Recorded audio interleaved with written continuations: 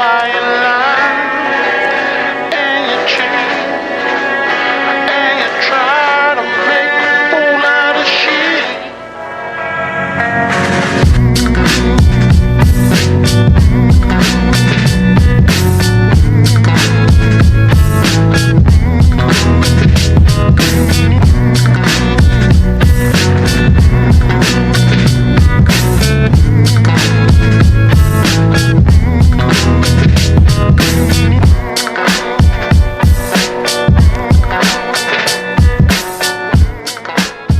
Okay, so when Marvel announced the 10 Lives of Wolverine, I was like, oh my God, right? Because like Benjamin Percy's writing it. Dude, here's the thing. Benjamin Percy is one of those writers where he never disappoints. And this story is so ridiculously good. I am so excited to see where this goes. Oh my God. Okay, so as far as I understand it, Marvel's basically switching back and forth. So you've got 10 Lives of Wolverine and then the 10 Deaths of Wolverine. Now the 10 Lives of Wolverine is a 5-issue series and the 10 Deaths of Wolverine is a 5-issue series. So I believe they're alternating every 2 weeks. So what we'll end up doing is actually jumping back and forth. We'll kind of cover them as they go along and sort of call it a day. But as always, we'll keep it confined to a playlist so it's easy for you guys to keep track of, so you don't have to like keep track of it yourselves, right? I mean, my job is to make it easier for you guys to navigate my videos. The easier it is to navigate my videos, the more likely you are to watch them. And that's always good for business. So here's the thing. This initially picks up with Wolverine having this bit of a conversation about time, right? And the funny thing about this is Wolverine has been around for like 200 years. He's been around for a ridiculously long time, probably longer than that, to be honest. And so he's seen things go from like basic timepieces to like advanced technology, or at least technology as it exists right now. And one of the things he comments about is that he doesn't like the idea of a digital clock because it gives this perception that time can stand still. Because as he says, it sells the lie of a singular moment that does not exist, right? That's already gone. And he says, a proper watch lets you see the possibility of all time. That's the truth I know from more than a century of living. It's not overly important here. It's just one of these things where when you look at an actual clock, you basically see the face of that clock, right? Like all those minutes, all those hours, right? Ticking down to a particular thing. But ultimately he's told by Charles Xavier, it's time. And so what we end up doing here is jumping back to the past with what's basically the mother of Charles Xavier in the process of giving birth. Now, this is not really Benjamin Percy changing anything, at least not yet, right? The history of Charles Xavier is still seemingly intact, right? That his father and his mother were alive, or at least of course she was alive when he was born, but his father is alive when he's born. It wasn't until later on in life, in his really adolescent years, that his father actually died and then his mother remarried. But at the moment right now, it's just kind of Charles Xavier basically being born. Now, the crazy thing about this is that the father of Xavier basically calls out to Bowers, who is essentially the groundskeeper, right? The gardener, the guy who's there to basically, you know, tend to the garden and make sure that it looks pretty. And the guy throws a set of shears at him out of nowhere. Now, of course, Wolverine shows up here and saves this guy. And we'll talk about how Wolverine shows up here in the past here in a little bit, because this is present day Wolverine in the past. It's not Wolverine from the past. Well, it kind of is, but it kind of isn't. We'll talk about that here in a second. But basically, Bowers is seemingly possessed. And what he has on his head is basically the symbol of Omega Red, which is really weird because Arcady didn't show up until much later on, right? He's not until you get into like the Cold War era, and even a little bit before the Cold War, that he actually became a prominent figure and then was eventually transformed into Omega Red. So at the moment right now, Omega Red's about 150 years early to fight Wolverine.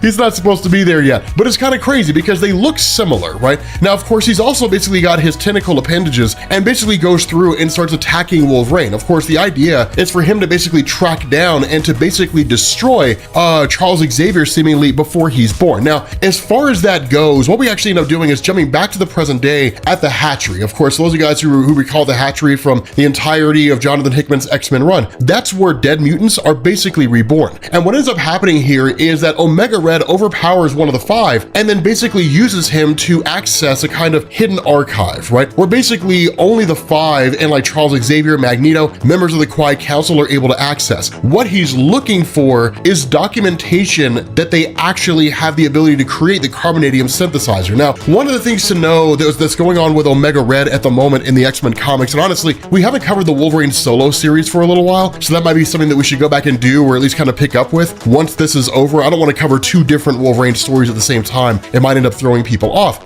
Basically, Omega Red was tricked into working for Dracula under the idea that Dracula could give him the carbonadium synthesizer, and that once that didn't work out, the X-Men on Krakoa were like, well, we can give you the carbonadium synthesizer, all you have to do is work for us. The reason why this matters is because carbonadium is a poisonous substance, and that's what's bonded to Omega Red, right? In a lot of ways, he's a poor man's version of Wolverine, right? Things like the Red Room and stuff like that, that was all basically Russia's attempt to duplicate Weapons Plus. Weapons 2 through 10, really, right? The programs that basically created like Frank Simpson and gave us Wolverine and then eventually Deadpool, things like that. Russia had always tried to duplicate that, but never with the same level of success. But the way that a lot of people usually end up using Omega Red is by enticing him with the idea of the carbonadium synthesizer, because that's what would stabilize him. It would keep the metal in his body from quite literally killing him, and he's always on the hunt for a carbonadium synthesizer. Now, when I say they don't have the carbonadium synthesizer, that's probably a little bit of a misnomer here. So the idea was the resurrection protocol for Omega Red, to basically find a way to bring him back. That the deal that was brokered is that they would give him a carbonadium synthesizer. What was actually going on behind the scenes was a lot more just dubious, right? That a carbonadium synthesizer was being developed by Forge, and it was going to be given to Omega Red. But what the new version was going to contain was additional remote operating devices and surveillance trackers.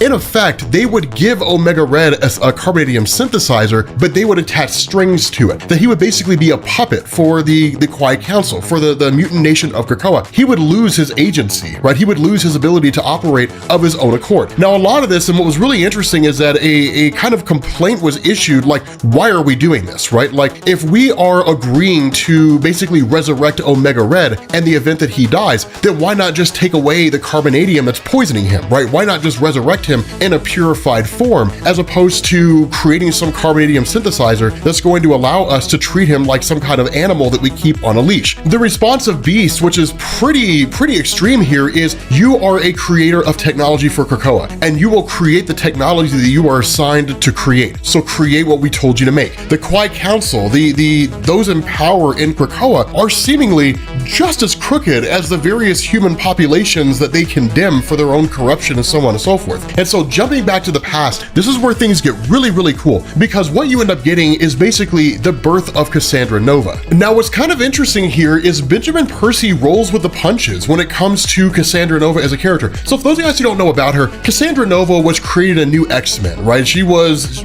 cool. I mean, she was introduced in E is for Extinction, but you didn't really get a definitive origin for her until much later. It was really a combination of the new X-Men stories and Messiah Complex. But the whole idea behind Cassandra Nova is she's what you call a Mummerdi. Basically, she is the antithesis to Charles Xavier. Normally, they only exist in a spiritual form and basically try to destroy their opposite. In the case of Cassandra Nova, she gave herself a physical body, and that's what was born here. Now, in the old comics, in the old origins, she was stillborn, or at least believed to have been stillborn, and then ultimately survived. Benjamin Percy includes that here, and I'm a little shocked because the whole story of Cassandra Nova was, I wouldn't say controversial because this is comics, but it was one of those things that a lot of fans disagreed with when it all happened, right? Like, it just seemed kind of silly, a little pointless, a little nonsensical, but people just sort of went with it, right? I mean, the actions of Cassandra Nova were awesome, right? Massacring 16 million mutants on the island of Genosha. That was great. I mean, it wasn't great that she did it, you know, but like the E is for Extinction story arc is awesome. If ever there is an X-Men story that you should read, it is E is for Extinction. God, that story was great. We covered it. We'll have a link to it down in the description. I'll have my editor Jacob put a link in there. But of course, this kind of follows the standard of Cassandra Nova. Now, this is all we really see, right? We don't really get a whole lot of her, and in fact, we don't need to. The fight between Wolverine and basically Bowers, right, who's seemingly possessed by some version of Omega Red or something along those lines, that fight's pretty straightforward. And it's one of those funny things because Wolverine's kind of like, you're never getting into this house else, and you're never killing basically Charles Xavier. That's not going to happen. And the funny thing is, Bowers returns to his normal self, and then suddenly Wolverine looks to the window and realizes that basically the butler of the Xavier family now has his gun turned on the father of Charles Xavier. So whatever's going on here, seemingly the spirit of Omega Red or what have you, is able to jump from one person to the next. Now, we don't fully know if it is Omega Red, at least not yet, but of course this basically leads to the father of Xavier just blowing apart the butler, right? I mean, he literally blows this guy to pieces with what looks like an elephant gun, right? Just a double barrel shotgun. Let me tell you something, man, if you're ever looking to do somebody in, that'll do the job. Right? It'll get the job done, man. It's like, as a guy who is a fan of guns, I promise you, there are some out there that are way more than you need, and that is more than you need, right? It's more than enough to take the head off of somebody. And so, because I don't know why I'm laughing about that, like I don't know why I think that's funny, but what ends up happening, of course, is basically this kind of spiritual essence jumps from the butler directly into I wouldn't call her a maid, I'd call her more of like a birth mother. I don't know if that's really an antiquated term. Honestly, I don't really care. But basically ends up jumping to her, right? And then in turn, in the reflection, the father of Charles Xavier sees Omega Red. So that's exactly what it looks like. The spiritual essence of Omega Red has basically found a way to travel into the past and is now trying to kill Charles Xavier. Why? We don't fully know. Of course, Wolverine basically comes to the rescue, and that's when you start to get a full idea of what's basically going on here, right? Jumping back to the modern day, you end up having Charles Xavier lead Wolverine into what's basically a hidden place, right? Where they keep the helmet of Cerebro. And that with Jean Grey along for the ride, it's very much Days of Future Past. And it's kind of interesting because Benjamin Percy is borrowing from the actions of the film and the plot of the comic, in the sense that in the comic, it was Rachel Summers, right? That alternate reality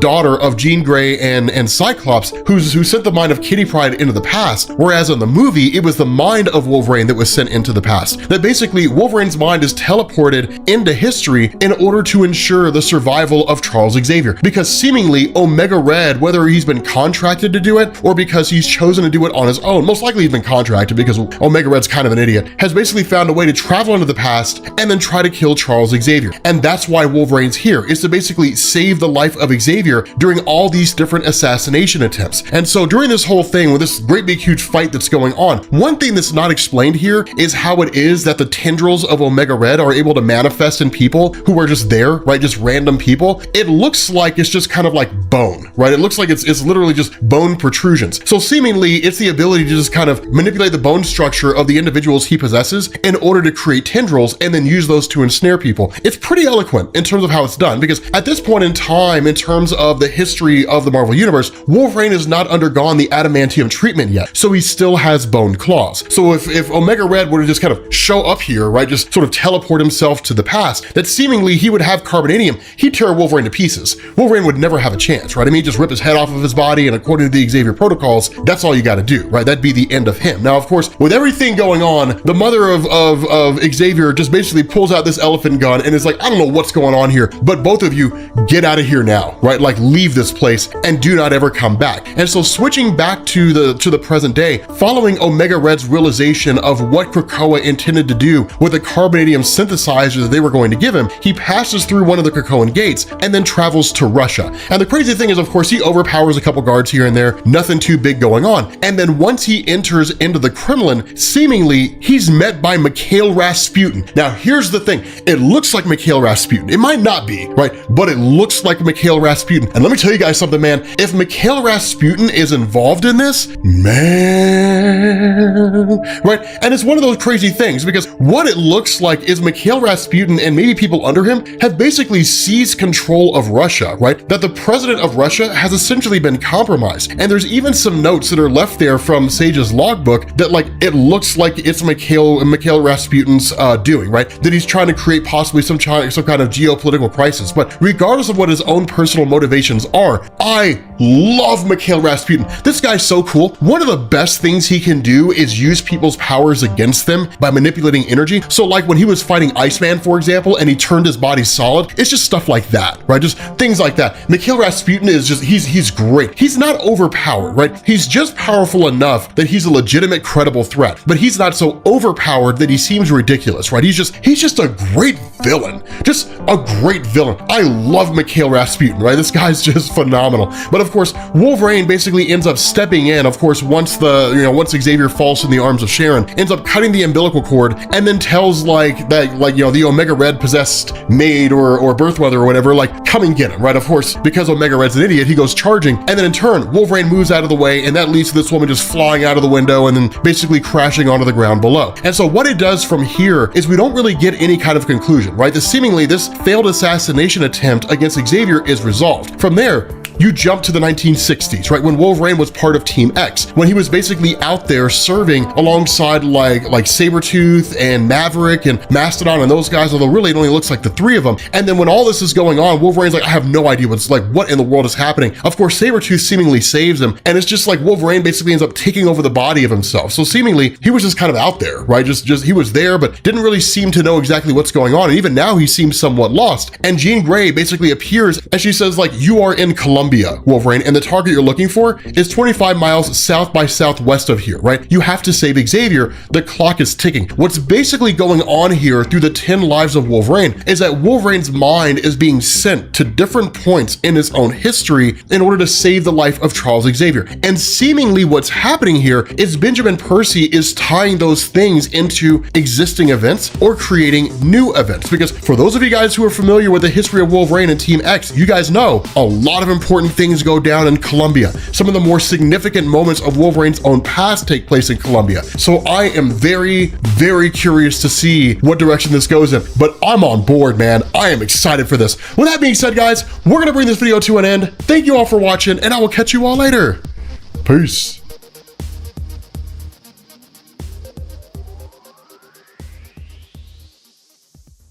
All right, what's going on, guys? This is Rob, and we are back with the Lives and Deaths of Wolverine. And this is not a Wolverine comic. This comic actually picks up in the direct aftermath of the events of, well, really the end of Hickman's run, right? So like Inferno. And it basically picks up with Moira MacTaggert on the run, which for the first time that I can never recall in the history of my life, I actually agree with Bleeding Cool that if it had been called The Deaths of Moira X, it probably wouldn't have sold as well. So they just called it, The Deaths of Wolverine. Regardless, the important thing here is that following the events of Inferno, if you guys recall that video that we did, that Moira MacTaggert's basically on the lam, right? She's just running for her life, fleeing from seemingly Mystique and Destiny. That while the rule is kill no man, at the end of the day, it would most likely be one of those things where the various mutants, specifically the Quiet Council, would just kind of turn a blind eye to like what Mystique's doing, right? What Mystique and Destiny would be doing in terms of killing Moira MacTaggert. Because remember, they stripped her of her mutant powers. And so at the moment, Moira MacTaggert is just a regular human person. And so what she ends up doing is really the same thing that most anybody would do under this circumstance. They basically just retreat back home, right? It's one of those things where it's kind of like the safe place, right? She ends up going back to Scotland, where in a lot of ways it all kind of started for her, right? The most significant moments in the history of Moira MacTaggert took place in Scotland, right? It's where she met Banshee. It's where she first met, or really where her and Charles Xavier had worked together regarding the initial younger mutants who would go on to become the New Mutants team. And there's a lot of history there between the two of them. Now, of course, in her effort to escape, she basically steals the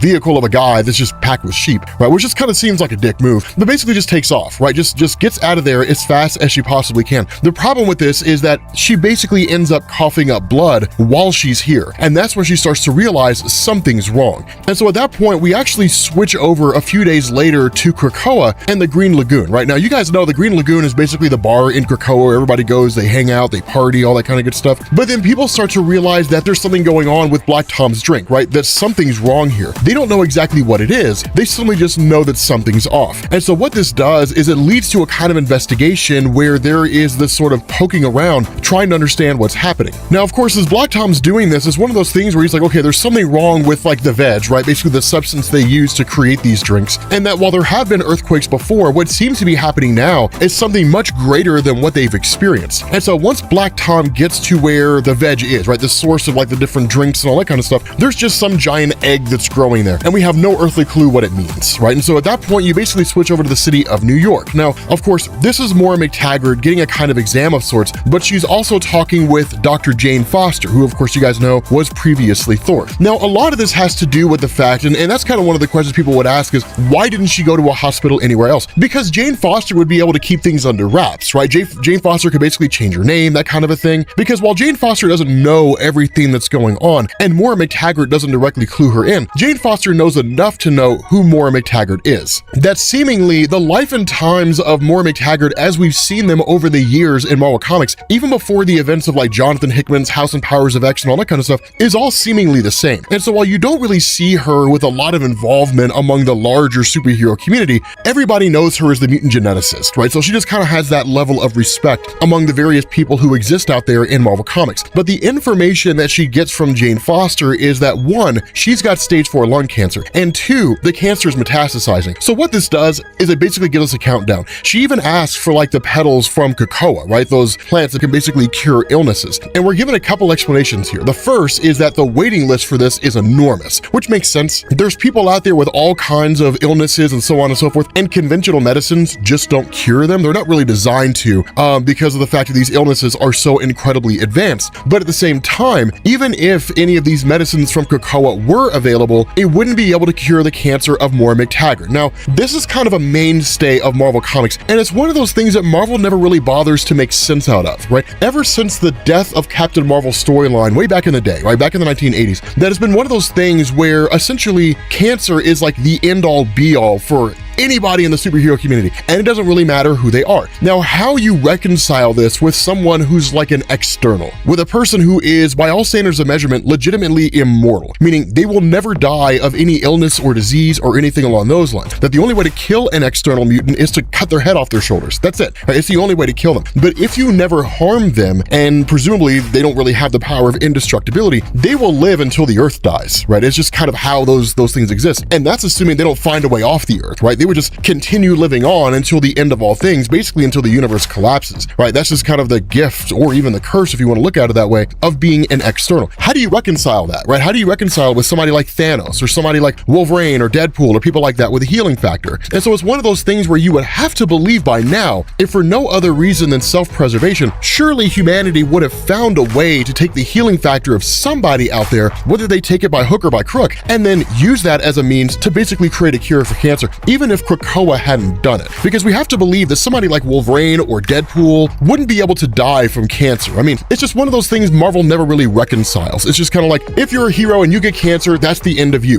Done, right? And that's just kind of, that's how they treat it. And so as a result of this, of course, Jane Foster asked Moira MacTaggert, like, what's going on? Like what, you know, why are you not going to Krakoa in order to get these medicines? Like, what's happening here? And of course, Moira doesn't really give up the goods. She doesn't really give like a full-on explanation. And in fact, it's one of those things where Jane Foster is like, you came here asking for a favor, and I'm happy to help in any way I can, but I need to know more. Why are you coming to me instead of them? And the response is, I think I'm already dead. And so the response to Jane Foster is, then won't they be happy to hear that's not the case? And the response to Moira is, not the ones who want me buried, right? So she's very, very cloak and dagger here. She just doesn't really give much of an explanation in terms of what's going on. Now, of course, this leads to a nurse coming in and telling Dr. Foster, there's some kind of an emergency, you got to go check it out. And so when Dr. Foster leaves, this nurse is like, it's like the, what is it, like Steve Austin and Vince McMahon from like the WWF back in the 90s, like, oh, I'll take it from here, nurse, you know, and then just like, it turns out to be Mystique who tries to kill Moira MacTaggert. For those of you guys who don't know what I'm talking about, it's one of the best moments of the Monday Night Wars. But the important thing here is that once Mystique launches this attack, it basically solidifies all bets are off. But it's not one of those things where Moira MacTaggert's human, therefore she is hands off. It's one of those things where it's like, whatever, who cares, right? And even if there was a punishment, at the end of the day, Mystique is willing to accept it, right? Whatever punishment she is made to forego, she'll accept it. In the midst of this whole thing, suddenly, Jane Foster shows up as Valkyrie. Now, for those of you guys who aren't following this, and I don't blame you if you don't, Jane Foster, after she stopped being Thor, she was amazing when she was Thor. Anybody who disagrees with me is wrong. Once that was done, they just kind of shuffled her off to the cornfields and turned her into a Valkyrie, and she's just kind of been there ever since. But that's basically the gist of it, right? I mean, she had her own solo series for a little while. I think it got canceled. It was okay, but it wasn't nearly as good as Jason Aaron's Thor run where she was Thor. But the whole thing behind this is that she kind of shows up here, right? And it's just kind of like, okay, I will buy you time. Now, the irony behind this is that we can can kind of interpret this twofold. One, either it really is Jane Foster just rescuing Moira MacTaggert and buying her the time she needs, or two, Moira MacTaggert is definitively going to die, because the Valkyries only ever show up to a person when they're dead or dying, and that's it, right? That's the only time you ever really see them. Like, they whisk them away to basically the afterlife, Valhalla, and so on and so forth. Now, of course, it really seems to be here that she's basically just rescuing Moira MacTaggert, and Moira MacTaggert literally lunges out of like a window, right? Just like jumps out of this thing. But when you switch back over to like Black Tom Cassidy and everything going on in Krakoa, where Black Tom is basically investigating, there's a portal that opens, and then when it does, he basically gets killed by whoever it is that entered into this portal. Now, again, his death doesn't matter. They can always resurrect him using the 5. But at the end of the day, the big thing that goes on here, and what's kind of interesting, is the story just kind of hops and skips around. Even for the realm of comic books, it's a little questionable. Like Moira MacTaggert jumping out of a window. Okay, well, how did she survive? Doesn't matter. She's basically just making her way and just trying to find some way to get away from Mystique, and she doesn't know if the person looking at her funny is Mystique or anything like that. It's one of the things that makes her so dangerous, is that Mystique could literally be anybody, and because she's been around for so long and because she's so deadly, she could just be some kindly old woman who walks by you and then just reaches up and slashes your throat, and no one realizes what happened. You just collapse and you die, and Mystique just keeps on going, and no one has any clue what took place, right? Maybe not even the cameras would catch it if she knows where the cameras are. And so she's basically just kind of walking around, trying to find a place to hide, getting various, ways to create a disguise for herself. But while all that's going on, the really mutant task force for the CIA is monitoring everything. And when they realize that Moira MacTaggert is out there following the incident in the hospital when Mystique and Moira MacTaggert had gotten into a fight, then they're like, okay, so basically mutants are bringing their various conflicts to the doorstep of the United States. And that was kind of the big agreement, right? The big agreement, even if it was somewhat unwritten, right? Kind of a silent treaty, was that you stay away, we stay away, right? We as the CIA and the X-Men task force, right? The X-Desk, we will watch you and we will make sure that you do not become a credible threat. There were a couple attempts to basically take them out, and those never really succeeded. But as long as you don't come here to our shores, right? And as long as you don't bring your problems to the United States, then I guess we can kind of be on good terms. This is breaking that quiet treaty. And basically now it's like, grab Moira MacTaggert, right? So now not only does she have to contend with Mystique trying to kill her, now she's got to contend with the CIA tracking her down. And so that's what's kind of crazy, is because as she makes her way and just kind of continues on, she's able to dodge the various security staff that she sees, the obvious members of the CIA who were there because they have earpieces and apparently they don't understand what it means to just kind of be unnoticeable, right? To just sort of be quiet as opposed to making a whole bunch of noise. But of course, they end up stumbling upon her and catching her. When they do, all hell breaks loose, right? Like, they literally try to shoot her, she grabs guns, shots start going off and all that kind of stuff. She bails, she steals somebody's motorcycle, and then basically races off. And so while she's making her escape, going on to do her own thing, what you do is you switch back to the cradle where the actual Wolverine is again being strapped to a table so he can essentially have his mind sent into the past and save the life of Xavier over the course of what seems to be the various history or various historical points in his own life and Xavier's life, so that Xavier will survive to the modern era. But then Jean Grey realizes something's off, right? Like, there's something going on here. And using her telepathic power, she realizes that what it looks like is Wolverine is the one out there who would kill Black Tom Cassidy and is causing all these problems. But it looks like a technophage version of Wolverine, right? Like a machine version of Wolverine, and he's like, I'm no one, I was never here, and then just kind of takes off. So here's what we're gonna do. I mean, obviously this comic book is everywhere, right? And obviously it makes no damn sense whatsoever, which is really kind of disappointing, because to be honest with you guys, I mean, this story was written by Benjamin Percy, and Benjamin Percy never disappoints. So maybe it's one of these things where the story gets a lot better as it goes on, but right now, this is not a Wolverine story. I don't know why it's called The 10 Deaths of Wolverine. It should be called like The Death of Moira MacTaggert, which again, they probably didn't do that because nobody cares about Moira MacTaggert. And if there was a book that was called Moira X, nobody would buy it. So that's probably why they called it this. So I will leave it to you guys. Do you want me to continue covering this, or do you not care? Now, I'll continue to read it. So if something really, really cool happens later on down the line, then maybe we'll bring it back. But if you guys are like, Rob, this story is ass, I don't care, no one's interested, then yeah, we'll just kind of cut it loose, right? I'll look at the analytics, right? I'll look at the audience retention and all that kind of stuff and get a feel for whether or not people like it beyond the vocal minority in the comment section. But let me know what you guys think down there. And yeah, I will catch you all later. Peace.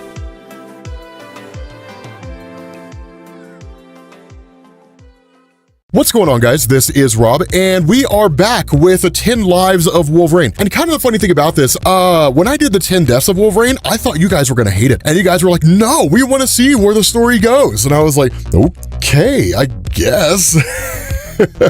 Admittedly, I'm a little curious myself. I was going to keep on reading it. It was just a matter of whether or not you guys wanted to see me covered or not. But yeah, we can do that. So for those of you guys who are just joining us, keep in mind that one of the things that's going on here is Marvel's alternating the stories. So the 10 Lives of Wolverine basically deals with Wolverine's mind from his present day being guided by Jean Grey from the present day, his mind being sent into the past of basically different points in his history in order to stop the assassination of Charles Xavier. With the 10 Deaths of Wolverine story, we don't know what the hell's going on. We just know like things are happening, and it just seems to focus on Moira MacTaggert. Maybe it'll all come together by the end of the story. I have no clue. So the way this works is that initially you pick up with a really interesting situation here. That you basically have Wolverine as a teenager living out there in the Canadian wilderness, which I think is the Northwest Territories. Honestly, I'm not very knowledgeable when it comes to like Canadian geography, basically like way up there in the Northern Territories. As I understand it, there are people who live up there. It's a precious few number of people because it's just such a harsh environment and it's so difficult to live there. But as I understand it, people live there. And during Wolverine's time, one of the things to know is that following the introduction of his powers, right, the use of his abilities, that he essentially took off, right, ended up out in the Northwest Territories of Canada and stayed there for a while. For a while, he was actually living out in the woods by himself, but nonetheless, it was one of those things where he was living like a wolf, essentially, where his kind of animal instincts were honed, and that's one of the reasons why they're so refined in the modern day. But at this point in time, he's just kind of out there in northern Canada,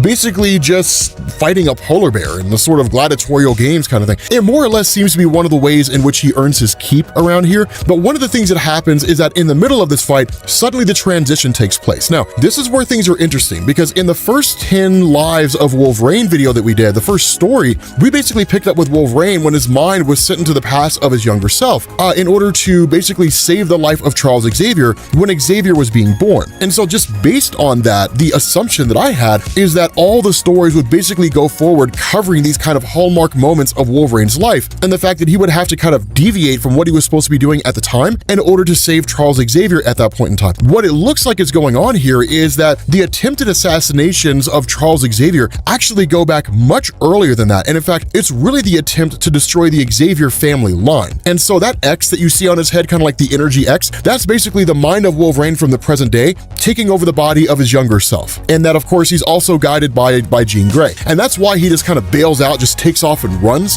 because it's like, okay, like Jean Grey's guiding him. It's basically his present day mind that's like, okay, we got a job to do, you know, and then going forward and trying to find a way to save Charles Xavier. Now, at that point, you actually switch over to Jasmine Falls, Japan. And that's one of the things that's a little murky about this, is that you kind of get this bit of bouncing around along the history of Wolverine's timeline. So this isn't really in any particular order. I mean, it kind of is insofar as like their progression, but nonetheless, one of the things that happens here is that he is basically there with Itsu. Now, Itsu was like the love interest of Wolverine, right? Like the woman he loved before he met Jean. I mean, he's had a lot of women over the course of his life, but it's the only one he was ever really and truly in love with. The other part of this is that Itsu is the mother of Dakin, right? The son of Wolverine. And so with this whole thing kind of going on here, what's sort of interesting is Jean Grey is watching all this because she's a creep, and he's like, just give me another minute, right? You know, and it's kind of like, you know, like we have all night, girl, like, you know, him and Itsu. Now, of course, once he is in what is really this vulnerable state, suddenly you realize she's possessed by the spirit of Omega Red, right? By the essence of Omega Red, really, like Omega Red's mind. And so because of that, it is one of those things where like she's about to go on the attack. Now, what you end up doing is switching away from that. We'll circle back around to that as we get towards the end of this video, but you switch away from that, and then you basically pick up in Colombia with Wolverine as part of Team X. And now this is when we start to get into a bit of history involving Wolverine, specifically Team X. And the reason why is I think we need to cover that, if for no other reason than the fact that it's just cool. So here's the thing. So Team X was initially a joint venture between the Weapons Plus program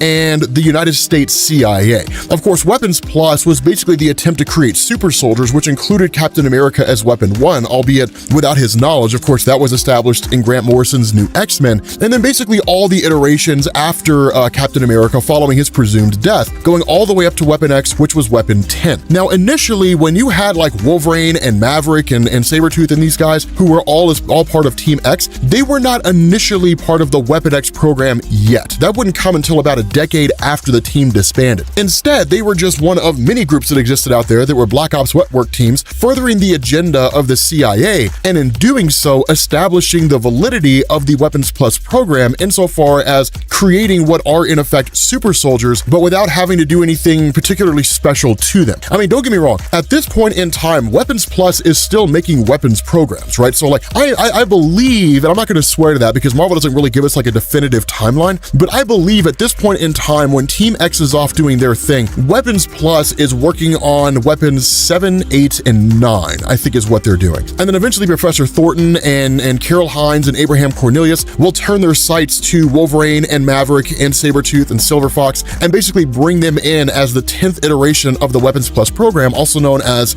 Weapon X. So at this point in time, Wolverine does not have adamantium bonded to his skeleton, is basically what I'm saying here. Now, one of the things to know is that this is one of Wolverine's darker, at least the darker aspects of his history, and we'll talk about that here in a little bit, but this is one of those points where the mind of his present day self basically takes over the mind of himself here as part of Team X, and being guided by Jean Grey, it's we have to go find Charles Xavier, he's basically over that way. Now, the funny thing about this is that the indication here is that had there not been some kind of a circumstance where somebody was out there trying to take out Charles Xavier, that none of this would be necessary. And that's what's kind of interesting, is because while technically Giant Size X-Men #1 was the first time that Wolverine met Professor X, their paths crossed incredibly closely. Like here in Colombia, Professor X was like 50 yards or 50 clicks, in that direction. Basically, he wasn't that far off, right? He was, within like maybe a couple hours distance of Wolverine. Their paths cross relatively consistently, but this is where he's kind of like, okay, I don't know if I can do this. And the reason why is because when he tells Jean Grey, he basically says that like over the course of his life, especially when he was part of Team X, I mean, they did all kinds of things, but here in this place in particularly, they ended up like mowing down hundreds of villagers, right? They had mass graves, they had burn piles, and it was all Team X, right? Like they killed everybody here, right? It was an enormous massacre, and Wolverine hated the fact that he had done that. And the reason why is that while he was not officially part of Weapon X and hadn't necessarily had adamantium bonded to his skeleton or anything like that, he was having his memories wiped alongside Sabretooth and Maverick. It wasn't something they were doing willingly, but like his mind was being wiped. He was being given false truths, different things along those lines. And so it's one of those where he was like, I can do this, but if I do, I cannot allow this darker part of my history to continue, right? I cannot allow this just giant massacre to take place. And so what he ends up doing is actually going back to where like Maverick and Sabretooth and all those guys are, and then he basically attacks them, right? Just like massacres them. Now, he doesn't necessarily kill them per se, but he injures the hell out of them, right? So much so that they can't really even complete their mission. And so as Wolverine leaves, you actually end up seeing Sabretooth contacting the professor and saying like Wolverine has basically gone AWOL, right? So when he's asked the question, like, do you require extraction? His response is, no, I'm just telling you I'm gonna kill Wolverine. Now, here's something that I want to establish here. This is not Professor Xavier that he's talking to. This is Professor Thornton, the leader of Weapons Plus. It felt like that was something that needed to be said because I feel like that would throw a lot of people off. Like, why is Sabretooth there? Is he working with Professor X? That's not what's going on, right? He's talking to Professor Thornton, right, as the leader of Weapons Plus. And so from there, like Wolverine basically intends to kind of go forward with his mission.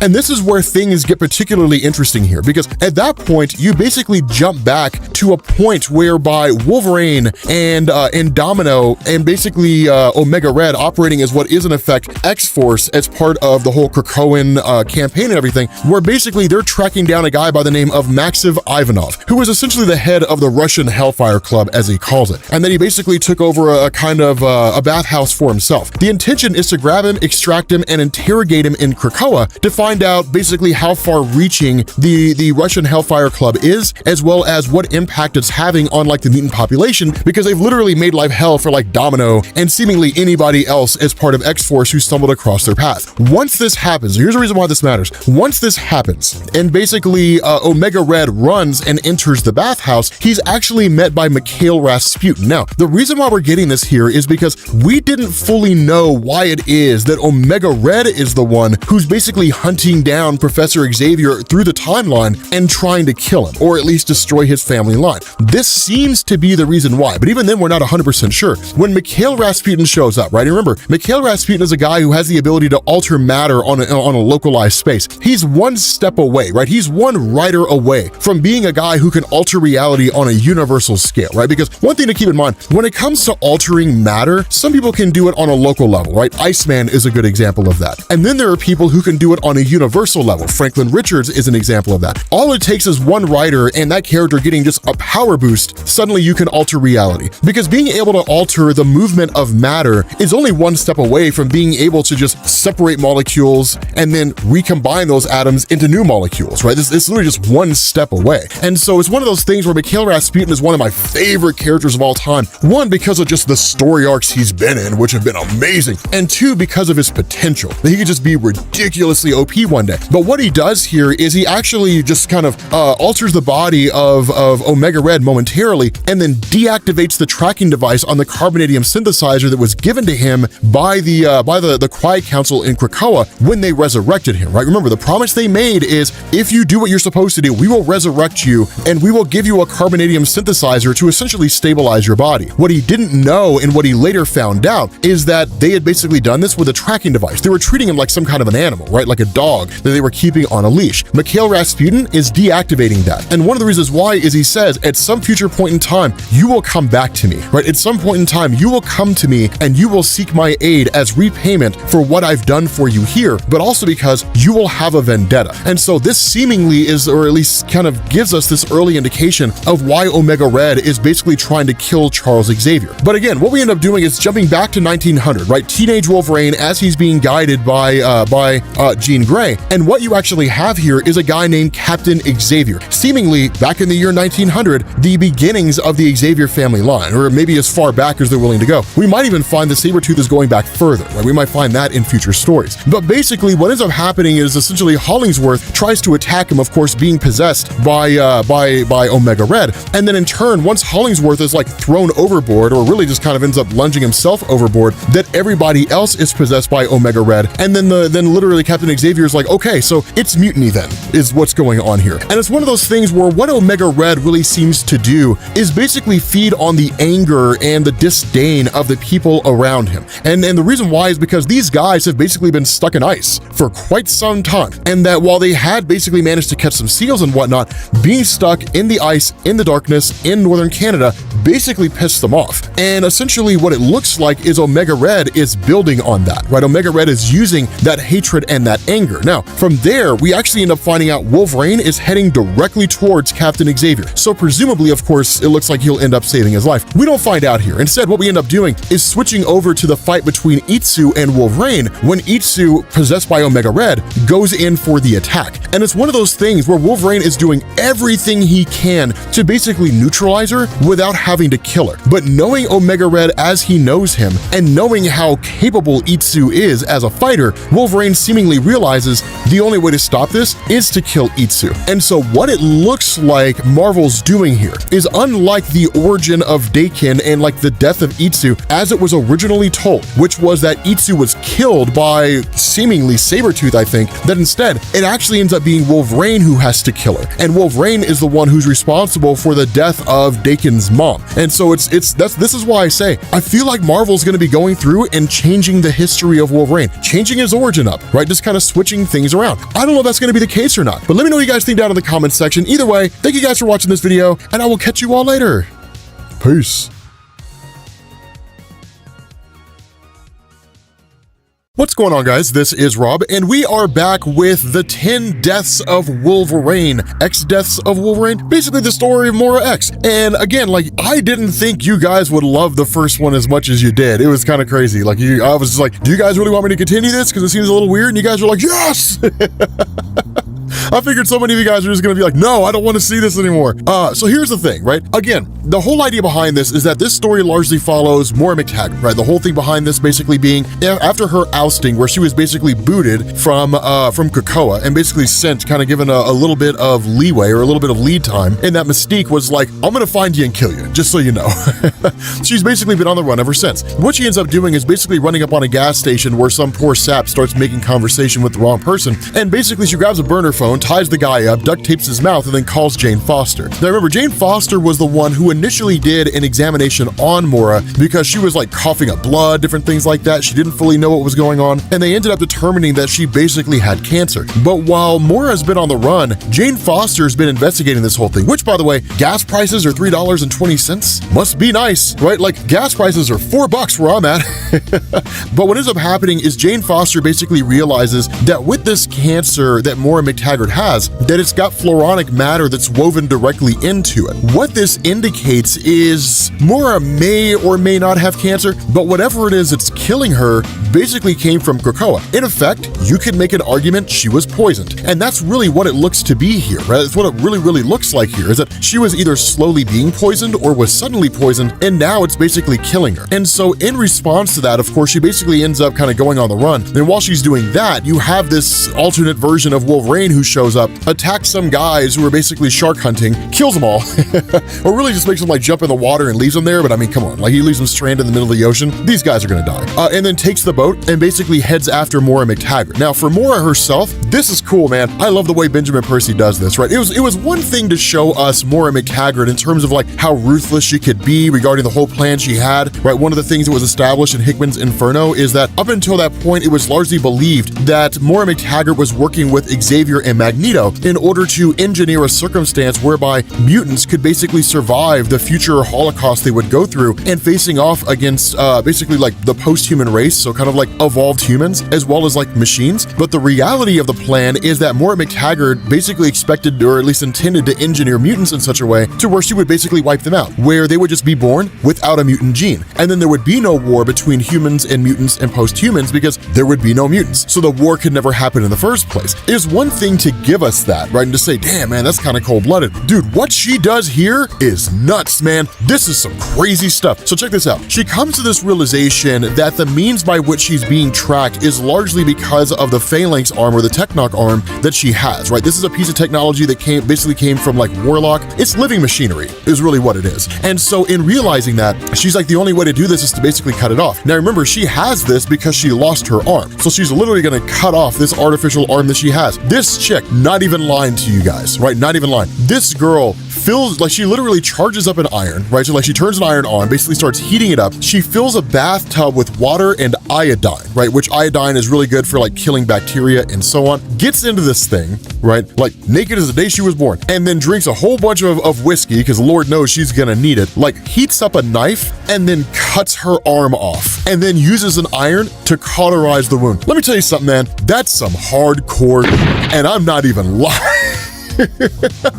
No one could say that Moira MacTaggert is not badass after seeing her do that. That is nuts. Like, dude, I was sitting here reading through this and I was like, Jesus, Benjamin Percy, you're not pulling any punches, son. Dude, Moira MacTaggert, man. Like, I have a whole new level of respect for Moira MacTaggert now. Like, it's like, okay, before she was like a thinker, but like, it was one of those things where like she's got like a mind and like she wants to do stuff, but you kind of had this feeling that like when it all hits the fan, she's gonna like run and cry because like reality caught up to her and it was too much for her to handle. No, son, man, this woman's got to wear counts. This is nuts. Now, because Mystique is using the Technoc arm of Moira MacTaggert to track her, of course, Mystique shows up at this hotel pretending to be some old man who's been traveling looking for his daughter. When the guy tells him, like, look, it's like $50, right? Pay in cash. This guy's like, look, man, you know, I'll take your money. I'll take the $100 you're going to give me instead of the 50, but I'm not giving you any questions. And Mystique, right, ever the person with the best social skills, right, just knows how to talk to people, literally says, oh, really? Like, I think you will, right? Everybody talks eventually. It's just a matter of how many bones they want to have broken, and she takes it to this guy, right? Like literally, like she puts a knife in his shoulder, right? Broke a few of his bones, and then literally like disguises herself as the guy, goes to the room of Moira MacTaggert, and again, Moira MacTaggert, man, being a badass, dude. So she basically knew that Mystique was gonna catch her eventually, and then basically plants a bomb under the bed and makes it look like she's in that bed, basically with like, you know, blood on the sheets and all that kind of stuff. The whole thing explodes, right? The whole thing like literally goes off, and it kills Mystique, right? But remember, death is not an absolute anymore. The death of Mystique and deaths in the X-Men stories are not necessarily plot devices. They basically allow writers to get away with things that they wouldn't normally be able to get away with. That's kind of the big thing that I want to iterate here, right? Death serving as a plot device is one of those things where, like, when Superman died, it's like, damn, Superman died and he got beat to death by Doomsday. Oh my God, it's this catastrophic thing. It's like the saddest thing ever. And that was like the thing that came after, right? Like, oh my God, Colossus died when he sacrificed himself to develop a cure for the legacy virus in the late 1990s. Oh my God, this person died. And the writers build it up that way. Like, it's the saddest moment ever because this person died, and they have like a funeral in the comics and all that shit. And then the person like comes back. The good thing about what they're doing in the X-Men comics now is they're like, yeah, Mystique got blown up, but like she's gonna come back, right? Like they're gonna resurrect her. So it's cool to see them using death as a means, as kind of a storytelling device, as opposed to just being like a way to drum up sales, right? And just make it all seem really sad and take away from the meaning of it. And so of course, you know, again, we know Mystique's gonna come back, but one of the things that happens is we kind of switch over to Destiny for a second. Irene Adler, love Irene Adler. I've been a fan of her ever since I started reading comics. If you had her information, you basically know exactly what to do in order to like avoid, one, all the pitfalls that the mutants were gonna face, and two, basically be able to conquer the world. But the thing about this is she of course kind of muses about how Mystique believed that like the future was negotiable, that somehow the future can be changed, and the response of Destiny is no, like the future is basically an absolute thing. I know exactly where we're headed. She doesn't really give us a whole lot of information. She says, but in the end, not all is lost, right? That a figure keeps materializing in the mind of Destiny, basically this kind of man in black, as she describes him, Death himself. Now, this is important because what this does is it seems to hint at a few things. One, that yes, that basically Moira MacTaggert has been ousted by the entirety of the mutant community, or at least those who were in the Quiet Council. Nobody else really knew about her, so they couldn't really oust her. But two, it seems like she really is hell-bent on effectively nullifying the mutant population. That motivation hasn't gone away. That it is coming from a place of genuine like love and concern. She wants to save the mutant race, but it's one of those things where it's like, in order to save mutants, she basically has to end mutants. So whether it comes from a place of altruism or it comes from a place of just being a terrible human being, her actions are basically the same as Orcus and everybody else. The desire to get rid of the mutant population. One of the things to understand is we could potentially be looking at another House of M type situation. Not in the sense that like you're going to see the you know, Scarlet Witch lose her mind and, you know, take away 98% of the mutant powers population, but in the sense that we could be looking at like a wholesale consolidation of the mutant race to make it more manageable and really bring the comics closer in line with whatever it is that happens in the Marvel Cinematic Universe regarding the X-Men, right? So I wouldn't be surprised if at the end of all this whole era of the X-Men, Krakoa's gone, right? I mean, keep in mind, when we were talking about Dark Reign and all that stuff, which we need to go back and cover all the X-Men stories from the mid-2000s. God, I have ADHD so bad.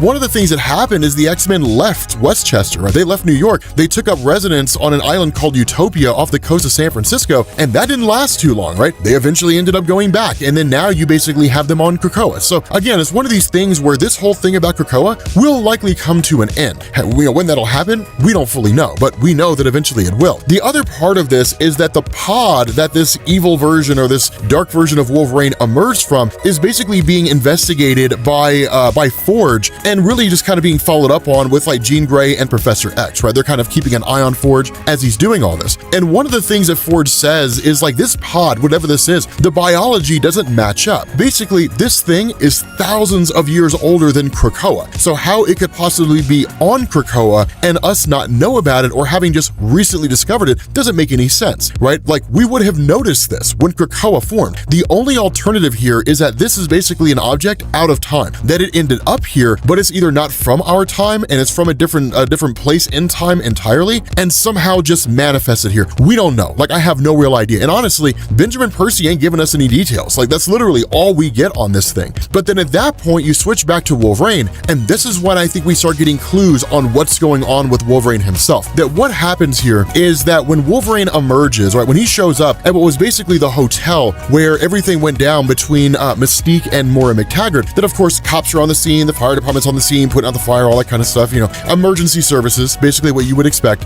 And where a couple of cops are stupid enough to try to stop Wolverine, of course he ends up getting past the two of them, and then goes in there and basically finds what is the burned corpse, right, the charred corpse of Mystique, as well as essentially the arm of Moira MacTaggert that was left behind. And then ultimately you end up seeing these kinds of things where he starts talking about this idea of like the phalanx and like Technarch and so on and so forth, and like this kind of machine component and different things along those lines. And so what this looks like here, right, once he basically accesses a kind of terminal and basically starts just downloading information on where Moira MacTaggert would most likely go, which is basically the Epiphany Labs, right? We learned about that in some of the previous stories, that of course he leaves and goes on his way. What this looks like here, this is one of the things to keep in mind. The Phalanx in the House and Powers of X storyline, when Jonathan Hickman first kicked off the X-Men, the Phalanx had seemingly just kind of become this hyper-evolved organism, right? That right now in the present day, the Phalanx just exist out there as a kind of machine organism that is like very similar to the Borg from like Star Trek, right? They exist to like quote unquote better themselves and assimilate the various things around them. They've been successful in some ways, they've been unsuccessful in most ways. For example, like the whole Cameron Hodge storyline way back in the 1990s, which was just an amazing storyline. When Cameron Hodge became the leader of the Phalanx, that was great. There's a lot of like those older Marvel stories that we didn't cover. We should bring back a day where we basically just cover like the older Marvel stuff, right? Like the X-Men from like the mid 2000s. So we covered stuff like Messiah Complex and all that, but like the things in between, and then going into like Hope Summers and like the 12 Lights and all that kind of stuff, which basically dead ends into the story of like Avengers versus X-Men, going into like the cosmic stories, right? So like we did Annihilation and like Infinity and all that kind of stuff, but we never did like War of Kings or Realm of Kings or anything like that. Like we should do those stories. Like that would be legit, just like dedicate a day and just cover that stuff, essentially in sequence. But the thing about this is that when Moira MacTaggert looks in this whole situation, she says like, I've lived and I've died and I've lived, right? Over and over again. The mutants always meet their end. They wanted this time to be different and they got their wish. I've seen the future. I just didn't think it would get here so fast. And so what this looks like is that in that far-flung future, when the Phalanx had basically become this just kind of almost omnipresent figure that would actually travel around the cosmos, very similar to the way the Celestials did. And when they reached a race or came across a race that had achieved a high enough level of technological advancement and basically merged that technology with themselves and would be absorbed into the Phalanx, it looks like they've effectively sent one of their own into the past. And that's what it looks like with Wolverine. Now, again, we don't know that, right? We don't know if that's the case. I'm just guessing here, right? We won't know until we get further along into the story. But regardless, man, okay, so you guys were right when you said like we should just let this play out and just see how it goes. It's getting really good. It's getting really, really good. So much so that I think it's actually teetering on being better than the 10 Lives of Wolverine. But again, these are really, really good stories. So with that being said, guys, we're gonna bring this to an end. Thank you all for watching, and I will catch you all later. Peace.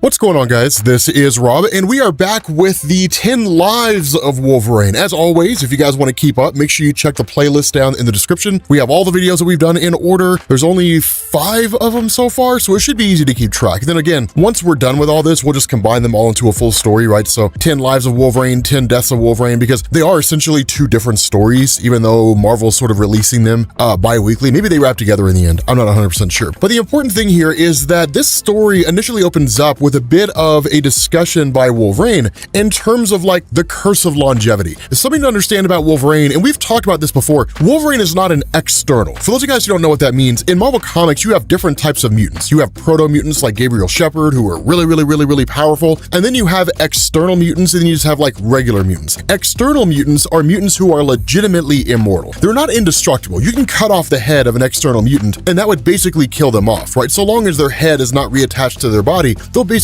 stay dead. But they can never die of old age. They can never die of disease or illness or sickness or anything like that, right? So they are legitimately immortal in that way. So long as you don't physically destroy their body, they'll live until the Earth is destroyed. And if they ever find a way off the planet in some kind of a ship, they'll live until the end of the universe. Wolverine is not that.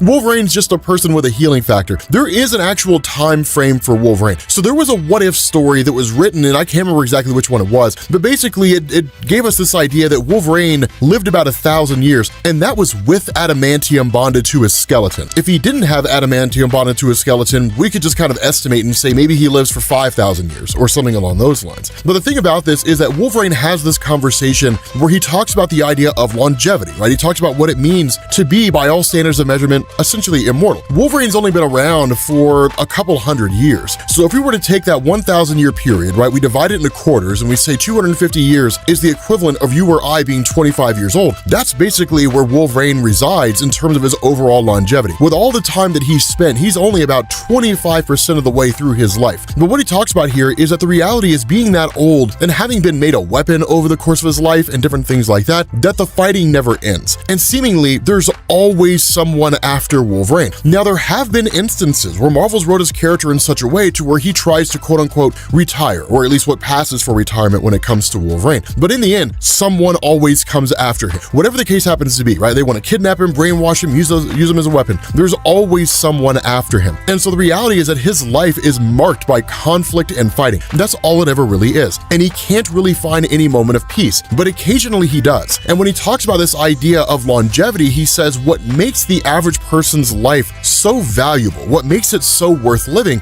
is the fact that it's so short. That the average person, assuming they've lived any measure of like a healthy life, will make it to about 90 years old, right? Usually about 80 something, I think, is the average. I'm not going to swear by that, but best case scenario, they make it to their 90s. But there comes a point when your life basically starts experiencing diminished returns. Once you hit like 80, you can only go so many places. You can only do so many things. You can only engage in so many activities. Unless you're like supremely healthy, your life starts to experience a kind of drop-off. I would argue it probably even starts when you're in your 70s, right? 60s is really when you hit about the peak, right? And then at that point, it starts going downhill at a drastic pace, right? At like a fever pitch. For 60 years, you've been on your way up. And in the span of 30, it's wow, it starts going down. And so it's one of those things where he's like the people that we fall in love with, the friends that we make, the kids we have, right? The lives we live, the trips we take, things like that. It happens in such a precious short amount of time. And it's a really interesting thing because he's like, that's the value of what it means to live. Now, the reality is he's kind of making this whole discussion in relation to like, I always have to fight for stuff, right? Like I've got to fight all the time. It's just the nature of me. I have to fight everyone all the time because like that's his life. But it's one of those things, right? He just kind of talks about how he does not like the idea of being old like that. And so what this does is it kind of switches over. Now this story is going to sort of jump around a little bit, but I will do it in such a way to where it makes it, easier to follow. But you basically pick up in this the scenario back in the year 1900 with basically Xavier, what looks like his grandfather, and essentially them just kind of being stuck in the ice. Now, as we know, that because the desire of Omega Red is to kill Xavier, that he's actually launching multiple strikes through the time stream, all seemingly at the same time. And so while there is an attempt to take out Xavier himself at different points in time, specifically in like Columbia, that what you also have is Omega Red going back in time to take out like Professor Xavier's father or grandfather, right? Prevent him from coming into existence. And that Wolverine's mind being sent back into the bodies of his younger self at different points in time is designed to basically save Charles Xavier. And that's why this version of Wolverine that you get is a lot younger, right? He's basically relatively new to his powers. He's about 4 years out from his powers and everything really first manifesting. And then in turn, of course, he's able to face off against these forces of Omega Red. And so while that's happening, the grandfather of Xavier is able to actually hold his own, right? Like literally using like harpoons and all kinds of stuff, just like taking out all these people that Omega Red is possessing. And while Wolverine's on his way there, we end up finding out Omega Red can possess not simply just people, but animals as well. The dude seizes control of a sperm whale and breaks through the ice. Now, obviously it's designed to be like an allegory to Moby Dick. I mean, look, it's the white sperm whale, right? The white whale, there she blows, that kind of a thing. But it's kind of a nut situation because it's just like Omega Red is basically pulling out all the stops in order to take out the grandfather of Xavier. Now, the other part of this is we switch over to post-World War II Japan with Itsu. Now, again, we brought this up in the previous video. We'll kind of rehash it here, that Itsu was at one point the love interest of Wolverine and the only woman that he had ever really and truly fallen in love with, but was also the mother of Dakin. Now, before this whole fight kicked off and Wolverine was sharing an intimate moment with Itsu, of course, he told Jean Grey, mind your own damn business, right? Because Jean Grey and Xavier are the ones who sent his mind into the past. So they're basically watching him. So he's like, give me some privacy, right? Like, shut off your mind, give me some privacy. Me and Itsu, we gonna do the damn thing. And so, of course, where Itsu is basically possessed by Omega Red and then starts attacking Wolverine, this is one of the things to know, that Omega Red's attempts to kill Xavier are not the only thing he's trying to do. The other part of this is to basically stop the guy who's trying to stop him. Now, going after Wolverine, the reality is anytime before the 1960s and Team X, going into like the Weapons Plus program, right? So Weapon X, when he had the adamantium bought into his skeleton, that's the best possible possible chance to do it. Because at this point in his life, all he had was just like bone claws and just no adamantium and like a healing factor. That's it, right? He was pretty easy to kill, relatively speaking, to the difficulty of killing Wolverine in the modern era. Cutting through adamantium is no small thing, and in fact, the only real way to kill Wolverine in this day and age is to use a carbonadium sword, right? To basically shut off his healing factor, incinerate his physical body, and then keep him in stasis, right? At least that's one of the things. Marvel's kind of been ambiguous about it in terms of how much he can heal from and different things like that. It changes all the time. It's ridiculously inconsistent. But of course, he basically hits up Jean Grey and Xavier and is like, I need your help. And so what you end up getting here, this is a really, really cool thing, that in the midst of this whole fight between Omega Red, basically possessing Itsu and Wolverine, suddenly Romulus arrives. Now, here's the thing, and this is what's so interesting about this, is that I've kind of been saying what it looks like Marvel's doing is they're writing the story for the purpose of going back and basically changing aspects of Wolverine's past. This is not one of those things they changed. So one thing to understand, for those of you guys who don't know who Romulus is, Romulus was created by Daniel Way and really by Marvel in an era when they were trying to rework the history of Wolverine. It's one of those things I was never really a huge fan of. It felt unnecessary, not even in the sense that I'm just kind of like, his old school origin was the best. Romulus was just weird, right? It was just a weird story arc. And so the way this worked, and it really kind of circles back to the original origin of Weapons Plus and all that, which even then didn't make a whole lot of sense. Basically, you had a guy named John Sublime who was created by Grant Morrison. The nature of John Sublime is he was designed to represent like intolerance and all that kind of stuff, but John Sublime had the ability to basically possess people. But when mutants first popped up, John Sublime realized he couldn't possess mutants. And so Sublime ended up basically developing Weapons Plus, which secretly started with Captain America, and then once he was believed to have been dead, Weapons Plus started creating other projects, right? So Weapon 1 was Captain America, that was in the old Grant Morrison's new X-Men run, and then after his supposed death, you get Weapons 2 all the way through 10, or Weapon X, which led to Wolverine. What ended up happening with the whole idea of Romulus is you basically ended up realizing, or at least learning, that Wolverine's in almost entire life had essentially been manipulated from behind the scenes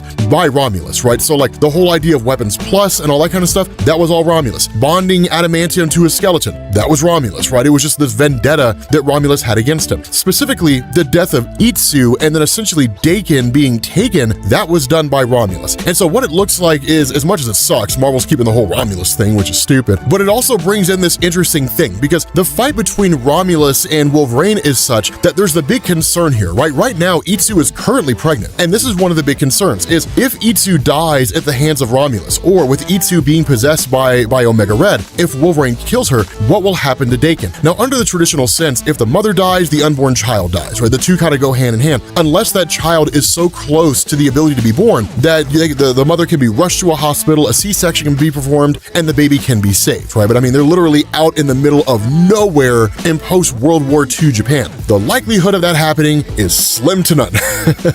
And so that's kind of the big concern. Now, the idea and what's so interesting about this is that there could potentially be a way to basically save the quote-unquote consciousness of Daken and basically ensure his survival, but there's no real way to know for sure. The way this timeline originally played out is that Romulus showed up, basically killed Itsu, snatched up Wolverine, and left. Wolverine, if I recall correctly, wasn't even there at the time that it happened, but he's currently here now. And so ultimately what ended up happening is that back on Krakoa, Sage, who is basically a mutant whose mind works like a computer, had basically calculated all this and figured like all this was going to happen because of the mission that they were engaging in, right? And, countering or at least dealing with the various variables of going back in time and potentially making changes to the timeline itself. Now, the result of this is that in order to ensure that Daken can survive, the timeline can remain intact, and all the things that have happened over the course of Wolverine's life, just by virtue of Daken existing, right? So like basically everything in Dark Reign and all that kind of stuff, that those things can be preserved. They basically have to find a way to safeguard his existence, which Sage basically did. She created a system whereby that could happen, which is interesting because at that point, you do have Wolverine asking the question like,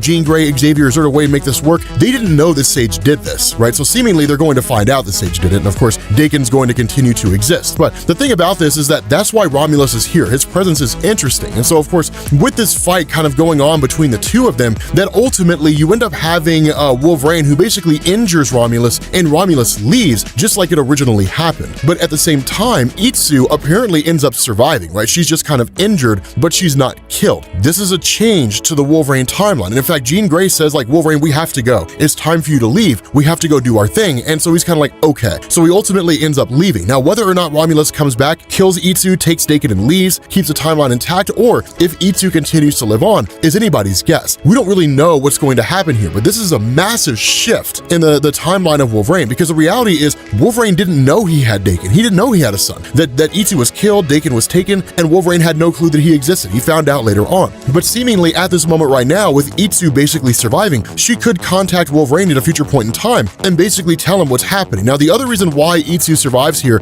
is that with that fight taking place between Wolverine and Romulus, it basically allowed Omega Red a chance to escape, and it basically let that fight serve as a distraction. That if Wolverine's fighting Romulus, Wolverine's not focusing on Omega Red. So Omega Red can basically continue his mission and at the very least buy himself a little bit of time. He can be like 2 or 3 steps ahead of Wolverine as opposed to Wolverine being hot on his heels. Now, the other part of this is we switch over to Mikhail Rasputin basically with Omega Red. And again, this kind of happens as part of the lead up to why Omega Red's even going into the past in the first place. Again, we're getting these little pieces here. We don't know exactly why it is Omega Red went into the past. We simply just know that he did. And even now, we're not necessarily given an absolute explanation here. All we really know is that Omega Red basically got his hands, or at least Mikhail got his hands on the Cerebro sword, which is basically a system that allows a person who is essentially plugged into it, i.e.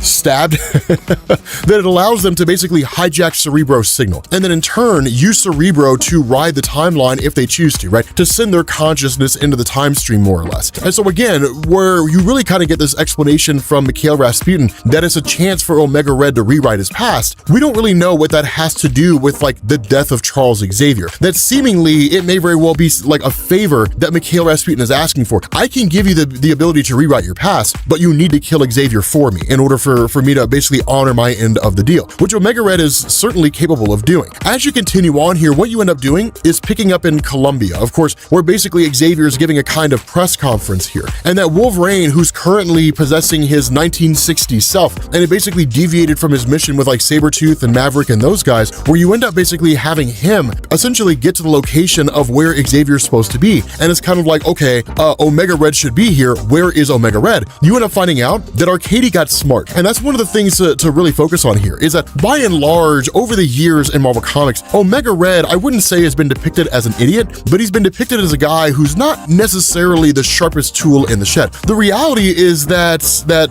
Omega Red, he's the whole like Department X, Red Room, KGB, the guy's wildly capable. Marvel just never really plays up his intelligence or his tactical awareness in a way that they possibly could. What he ends up figuring out here is that if Wolverine is the one that's constantly on the trail, basically trying to stop him from killing Xavier, then why not just take over Wolverine? And that's exactly what he does. That when they get to the scene where like Xavier's there and Jean Grey is kind of like, okay, like I don't sense Omega Red here anywhere, that's when Wolverine chimes in. It's like, I'm the one they're supposed to be afraid of. That essentially Omega Red has possessed Wolverine and now has the best opportunity he'll ever have to essentially kill Charles Xavier. With that being said, guys, we're gonna bring this video to an end. Thank you all for watching, and I will catch you all later.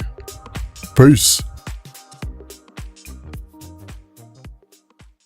All right, what's going on, guys? This is Rob, and we are back with the 10 Deaths of Wolverine, which this is actually starting to make a lot more sense now. So you guys were right. We should have stuck with it for a little bit longer and then kind of waited. I guess about the halfway mark is usually when stories start to make sense, although I wish writers would kind of make stories make sense to a degree within the first like 1 or 2 issues. But nonetheless, so what this does here, instead of picking up with like Moira MacTaggert or with this, you know, phalanx version of Wolverine, instead we end up picking up with X-23 Laura Kinney and with Scout. Now, here's the thing about this. For those of you guys who are unfamiliar with Scout, this is Gabby. So Laura Kinney is a clone of Wolverine.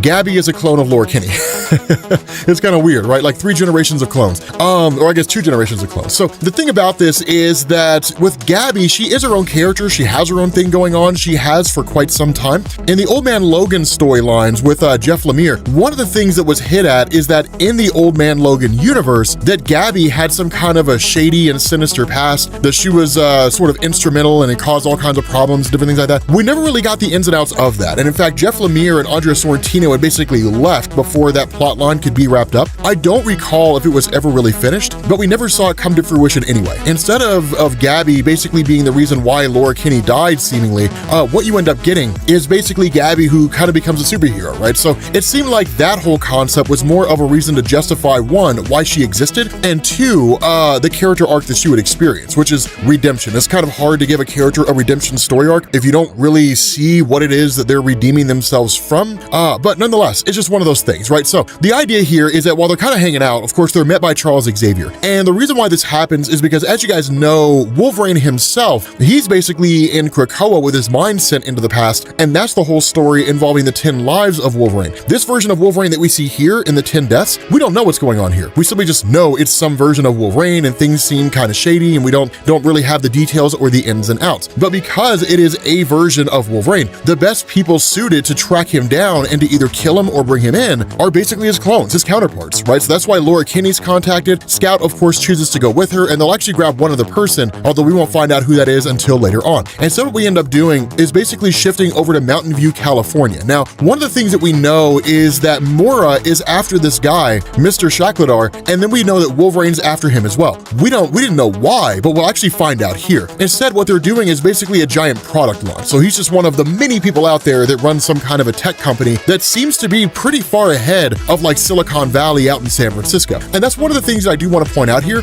By and large, whenever it comes to like tech companies, Stark Industries is pretty much the most advanced, but you have some that are very, very, very close. Despite the fact that he was depicted as a buffoon in the Marvel Cinematic Universe, in the comics, Justin Hammer and Hammer Industries, they're not far behind Stark. They're pretty close to Stark. I mean, they're not really able to create Iron Man technology in the same way Tony Stark can, but the thing about this is that in terms of almost every other form of technology, Hammer's not that far behind. The thing about this is basically the CIA, right? Dolores Ramirez, who you guys might recall as someone who is basically working for the CIA as part of their anti-mutant task force that's monitoring Krakoa, Wolverine, Moira MacTaggert and all that kind of stuff. She actually tells this guy they have information that there is a credible threat against Shakladar. Of course, the guy refuses to bail because his biggest concern is if he were to leave the stage right now and he were to not be there for their product launch, they could actually end up seeing a drop in their stock value. And of course, shareholders would lose a ton of money. Shareholders would sell their stock. The company's value would plummet even further. And then you're in the downward spiral of a company, or at least a publicly traded company, basically going bankrupt. So that's kind of the danger when your company's publicly traded. Perception is everything. That's why it's kind of a big thing. But nonetheless, what you end up having, of course, is because he refuses to leave, the CIA can't just take him, right? They can't just whisk him off because it's not one of those things where he's like under arrest or anything like that. And technically speaking, they're not really supposed to be operating inside the United States anyway. So honestly, everything would just kind of be blown wide open. Instead, what they've done is contacted the local police in order to ensure that the entire area is protected. And then in turn, when one of the cops comes showing up, they just come blasting through, right? I mean, one of the guys is like, damn, that cop's hauling ass, man. Like, is he gonna stop? And literally it's this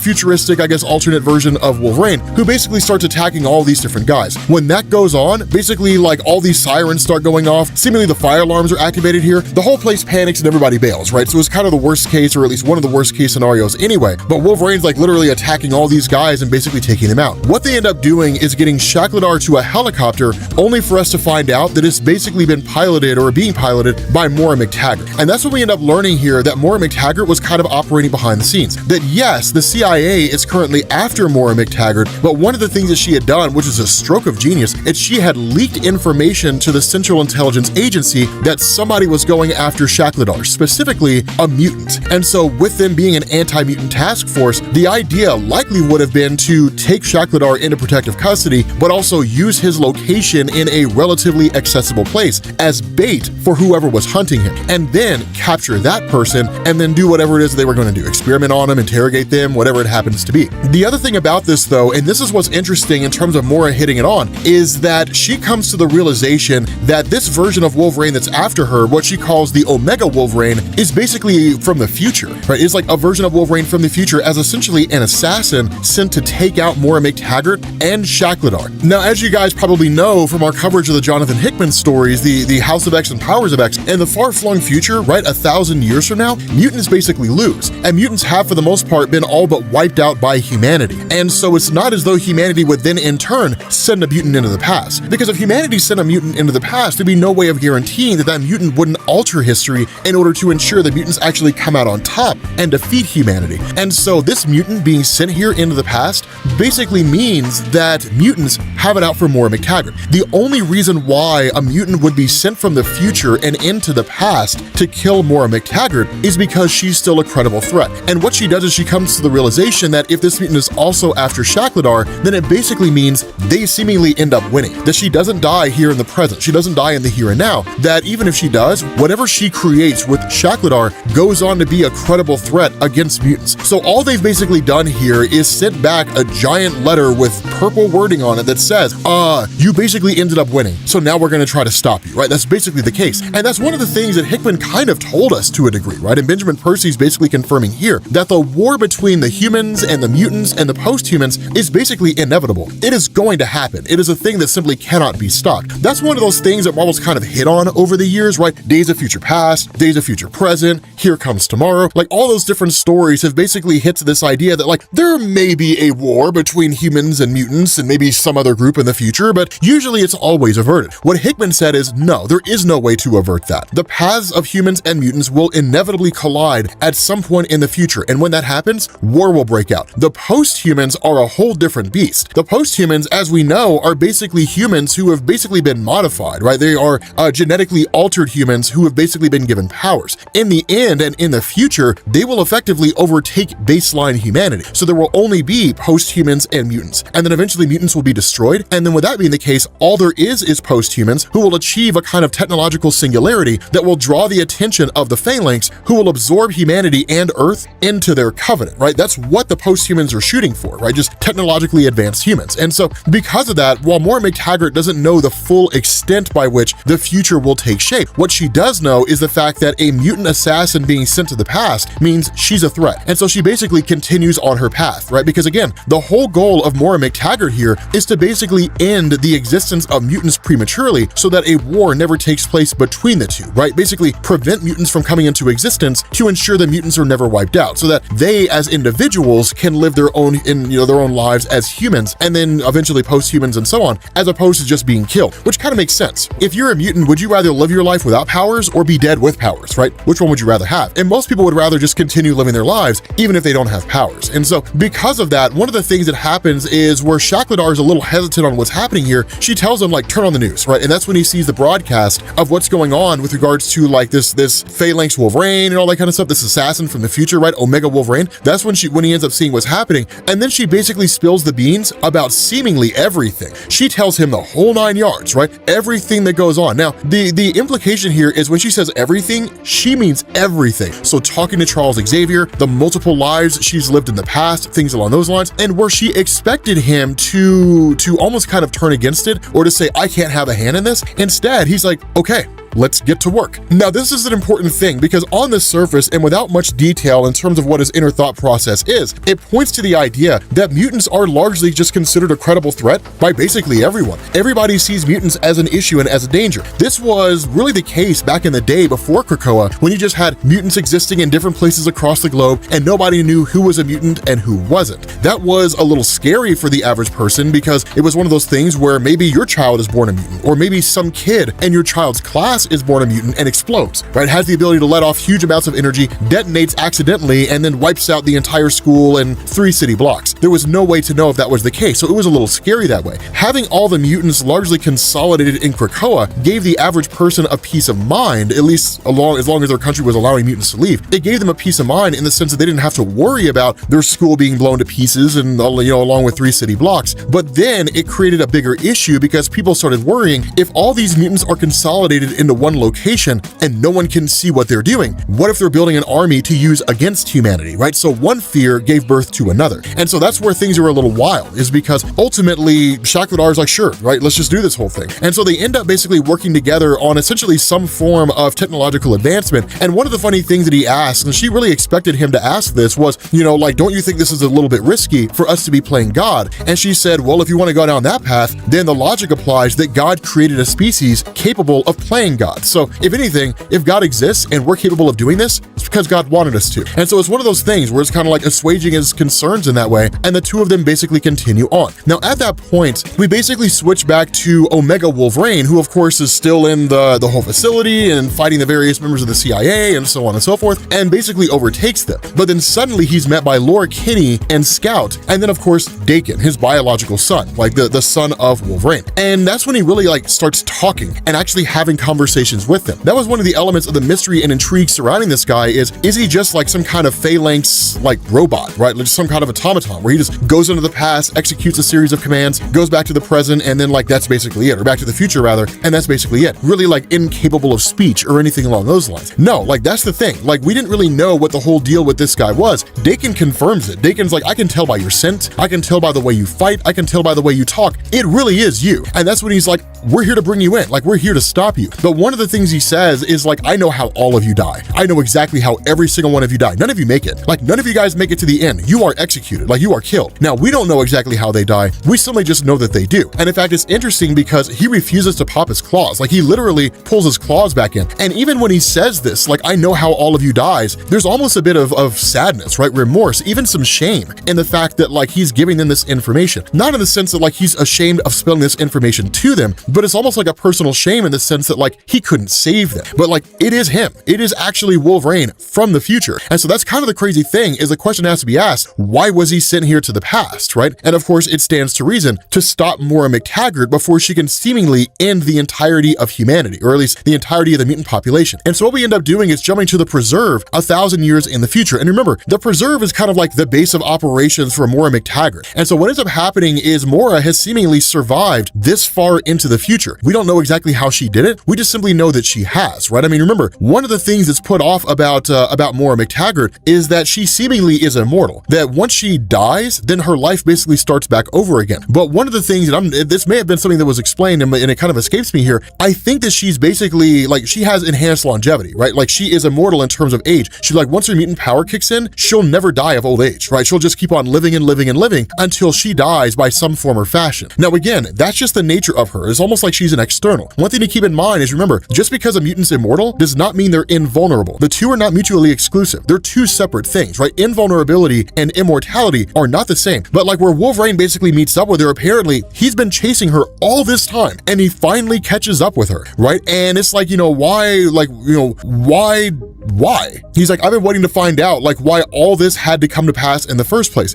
And she's like, then you have your answer, right? It's me. I'm the reason why all this happened. And she's like, I've been waiting too, right? I've been waiting to see the look on your face, right? I've been waiting for you to find me so I can see the look on your face when I finally kill the last mutant on the face of the planet, right? That basically Wolverine is the last one. Now, what this represents here seemingly is a turning point, that it's entirely possible that if things are done correctly, this future could actually be averted. Hickman told us it can't, but Hickman's no longer in charge of the X-Men anymore. So it's one of those instances where Marvel could just change what Hickman said and be like, actually guys, the war can be stopped, right? The day can be saved. And that's basically it. We don't fully know. But I will say that while it took us getting to really like 3 issues to get to this point, the story's getting really, really cool. So with that being said, guys, we're going to bring this to an end. Thank you all for watching, and I will catch you all later. Peace.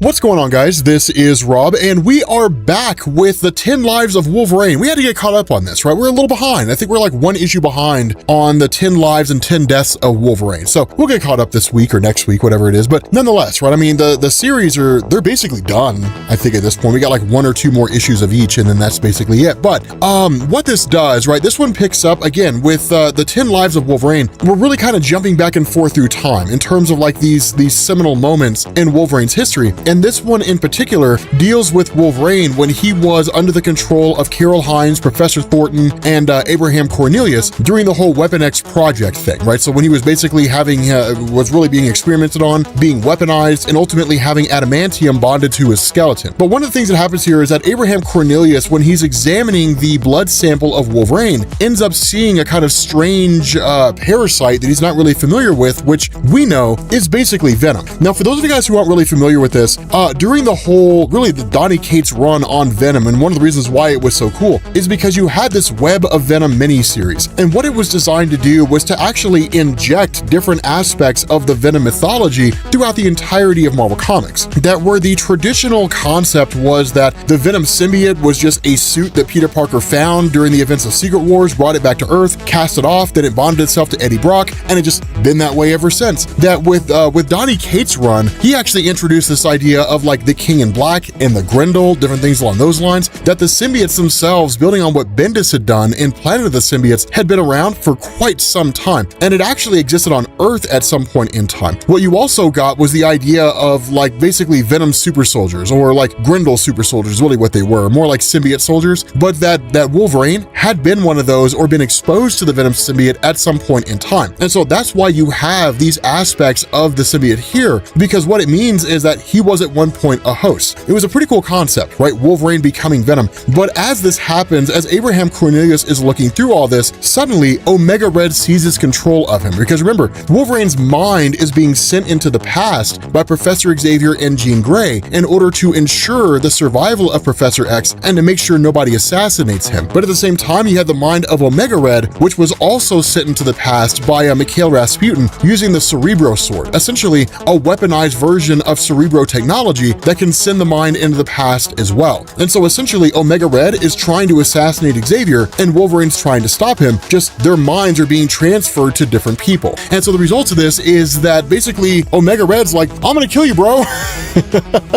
And essentially tries to destroy Wolverine, because in his mind it makes the most rational sense that if he can somehow destroy Wolverine before he ever had adamantium bonded to his skeleton, then in effect it could basically make it easier to destroy Wolverine entirely, right? Like he doesn't have to contend with like the adamantium laced skeleton and having to face off against that, because so long as a single sample of Wolverine's DNA continues to exist, potentially he can make a return. It just kind of depends on how his healing factor is handled, right? It depends on who's writing the story. But again, you end up kind of jumping forward basically to World War II, when you ended up having like those kamikaze soldiers who were like flying their planes into American vessels, right? The Japanese were. And then you also have Wolverine, who's basically trying to counter that. Then you switch to Colombia, right? Back in the 1960s and 70s, when you had Wolverine operating as Team X and was ultimately possessed by Omega Red himself for the purpose of trying to kill Xavier. The difference here though is that because at this point in time when he was on Team X, he was on this team alongside Sabretooth and like Mastodon and those guys, is actually a fight between himself and Sabretooth, but with Wolverine being possessed by Omega Red. Now, under any other circumstance, this fight would be riveting, right? It would be just absolutely fascinating, because any of you guys who have been reading X-Men comics for any measure of time, you guys know the most savage version of Sabretooth was Sabretooth in like 1980s comics, right? Like I tell people that all the time. He was almost animalistic in nature. I mean, it was just brutal how hardcore he was. Marvel's toned him down a lot over the course of the last like 30 or 40 years. They've done a lot to change him, right? They've made him far more calm and far less ruthless than he used to be. But having someone like Omega Red, right, who is and really can be every bit as brutal and sadistic as Sabretooth can, fighting Sabretooth, man, it would just make for an epic battle here right now. Instead, we do get something that's kind of interesting when Omega Red actually beseeches Sabretooth and says, hey, no, help me kill Charles Xavier. Now, one thing to keep in mind is that at this point in his life, Sabretooth doesn't know who Xavier is. He doesn't know the significance of Charles Xavier. He's never met him. As far as he's aware, it's just that guy over there in a wheelchair. He doesn't understand why this guy matters at all. He doesn't understand why Wolverine wants to kill him in the first place. Doesn't even know what's going on with him having that weird Omega symbol on his head, right? You know, Wolverine's got the Omega sanction, right? Whatever it is. He just doesn't quite grab it. But switching back over to the Weapon X facility, as you have Omega Red trying to destroy Wolverine while he's still in the tank being experimented on, suddenly the Venom symbiote manifests, and when it does, it overtakes Wolverine, it turns him into one of the Grendel, and then in turn, it goes after Abraham Cornelius as he's possessed by Omega Red. Now, of course, this leads to Omega Red basically abandoning the body, but because of, at this point, essentially Wolverine's just basically feral, right? I mean, just kind of operating under the control of this Grendel and just attacking everything everything in sight, basically, Abraham Cornelius being the thing that he sees. But this is what's cool here, right? Because when you look at this story, and one of the things that makes it so unique is that there is a bit of rewriting going on in terms of the history of Wolverine. And one of the big questions you have to ask here is, how is this going to impact current storytelling regarding the character of Wolverine? The Web of Venom introduced the idea of Wolverine having had the Grendel at some point along the line, and that was really kind of it. There really wasn't a whole lot to do there, and even here, there's not a whole lot of significance there. But take, for example, Sabretooth. Sabretooth does have his current ongoing series right now in Marvel Comics, but if what you had here is a situation that deviated from the traditional timeline, which is to say that Wolverine and Sabretooth and those guys on Team X were in Columbia around the same time that Xavier was there, they just didn't really realize that he was there at that point in time. Things would just kind of continue on the way that they always did, right? They would have completed their mission, they would have been brought back to the Weapons Plus facility, their mind would have been turned to scrambled eggs, they would have been given new memories and would have been sent forward from there, right? Like basically everything you saw from Bucky Barnes and Captain America in the Winter Soldier film, right? Like that's what they would have done to Team X.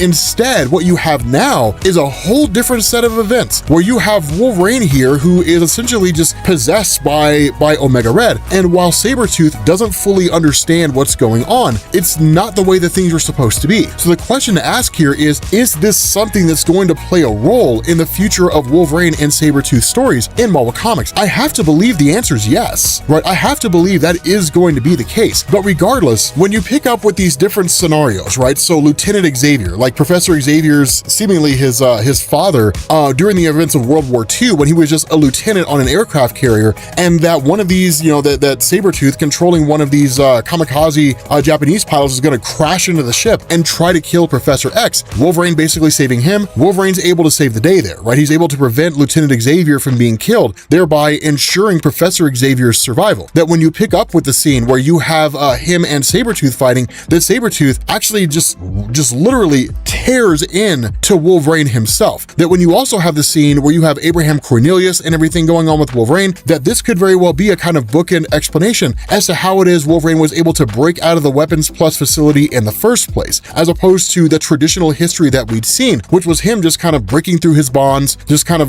being lucid, even if only for a brief amount of time, and making his escape that way. Marvel seemingly kind of rewriting his history a little bit, but in this moment when Sabretooth and Wolverine are fighting, that Sabretooth just rips his heart out and then consumes it, and in doing so, basically ends up defeating Wolverine. But there's also aspects of this that are a little important. That one of the things that Wolverine says here is that particularly with this Japanese pilot, he says, as long as I stay broken, the world stays broken. And the kamikaze attack, Kenji failed to die honorably, and his obsession with shame and revenge gave rise to Lady Deathstrike. He says, ultimately, the symbiote couldn't be weaponized because it couldn't be trained and controlled. So Dr. Cornelius tried dosing me up with adamantium instead. Sabretooth killed me and dragged me back to Team X for reprogramming, and in doing so, he saved Professor X. The clock spins, but it always ends up on the same damn numbers. The more I fight, the more everything seems to stay the same. Unless I'm missing something, unless in the constant spinning of the clock, I've gotten dizzy, and this time, it's actually different, right? This is really like seemingly Benjamin Percy and Marvel telling us, we're rewriting the history of Wolverine. We're rewriting some of these significant moments. What bearing that will have, I have no clue. I mean, it doesn't really look like anything that's happening in this story in terms of changing Wolverine's history is of particular significance, but it's one of those things where it opens the door, right? That door's cracked now, and all it would take was for a writer to come in and just bust that door wide open, and suddenly we have retcons on Wolverine's entire history. I mean, that's what Daniel Way did, right? In the aftermath of House of M, when Wolverine got all his memories back, we got Wolverine Origins by Daniel Way, and he literally retold the story of Wolverine. It was a wholesale reworking of the Wolverine mythos, and it was pretty cool, I think, although not everybody loved Wolverine Origins. But the important thing here is that with Wolverine's heart being ripped out, that seemingly he's dead, right? Like his physical form is dead, and somebody's kind of blocking it, right? I mean, his physical form at that point is gone, but his mind seemed to have gone with it. But the reality here is that's not truly the case. Instead, what's happened here is somebody has wrestled control of Wolverine away from Jean Grey and Professor Xavier. And when the question's asked, right, Xavier basically uses his mind and realizes, like, I'm sensing like something else is going on here. Wolverine, can you hear me? That Wolverine plunges its claws directly through Professor Xavier, and that's when you end up finding out that was Mikhail Rasputin's entire goal this whole time, was to basically find a way in, to override the control that Jean Grey and Professor X had over Wolverine and then seize control of Wolverine for himself, which he's successfully done. And in essence, it looks like he'll achieve his goal of killing Professor Xavier. But with that being said, guys, we're gonna bring this video to an end. I'm excited to see how this ends, right? I think we have like maybe 1 or 2 issues. I can't remember. Maybe it's 2. I think maybe it's a 6-issue series. But regardless, thank you all for watching, and I will catch you all later. Peace.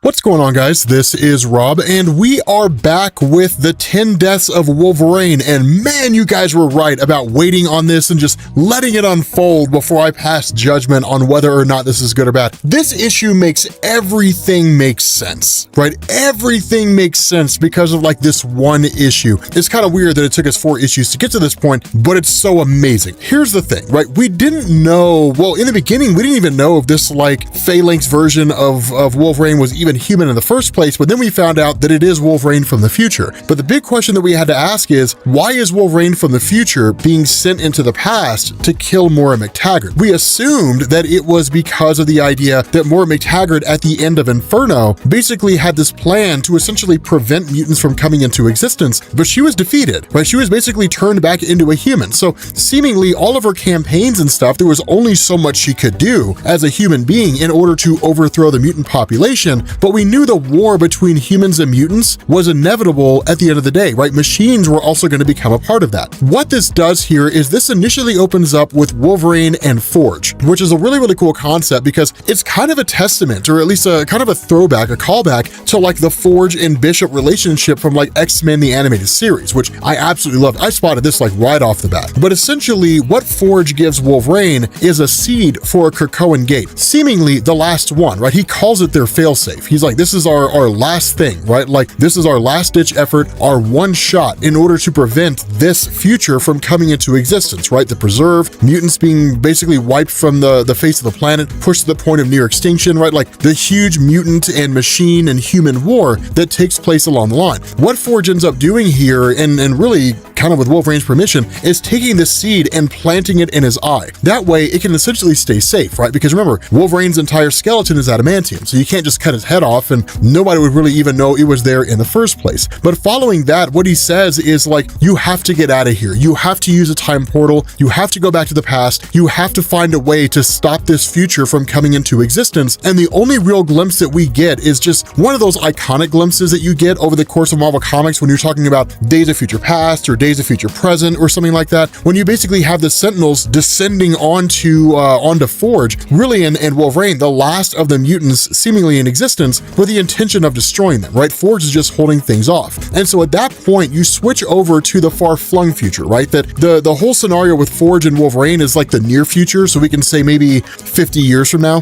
whereas the far-flung future is about 1,000 years from now. And Moira MacTaggert here, of course, is one part machine and one part human. And that's when it all really begins to come into play. Because what ends up happening is Wolverine, of course, when he's overcome by Moira MacTaggert and ultimately kind of left for dead, ends up pulling the seed out of his eye and creating the Krakoan gate. And that's what leads to him going back into the past with the intention of destroying Moira MacTaggert. What this does is it basically establishes how the machine war happened in the first place, right? And I know it seems a little ambiguous here. I know it seems a little weird, but bear with me here, right? Because the next scene we get is basically Wolverine alongside Daken and Gabby and X-23 basically racing towards Arnob Shakladar in order to stop him, right? In order to defeat him. And when they arrive on the scene, essentially Moira MacTaggert's already gone. And when he interrogates him, Wolverine is like, where is she at, right? And ultimately, like, or at least initially, Shakladar refuses to spill the beans. So what he ends up doing, or at least what Wolverine ends up doing, is that where the kids are able to incapacitate Shakladar, Wolverine ends up basically spilling the beans on the fate of his kids, because we didn't know exactly how it was that like Gabby and Laura Kinney and Daken all died. But what we end up learning is that Daken is actually the first to fall, that he's killed by the Sentinels when he's completely incinerated by an energy blast. For Gabby, she's actually depowered by Nimrod, right? Her healing factor is shut down and she's ripped in half. But as bad as their fates are, the fate of Laura Kinney is far worse than that, because Laura Kinney is the closest thing anybody has to Wolverine. Because Daken and Gabby and them, their healing factors aren't necessarily on the same level, but Laura Kinney's essentially is. The fate that's reserved for her is she's tortured and experimented on for years by post-humans. Literally, her her organs are harvested, all kinds of stuff, and the way she ends up dying is just by pain, right? Literally, she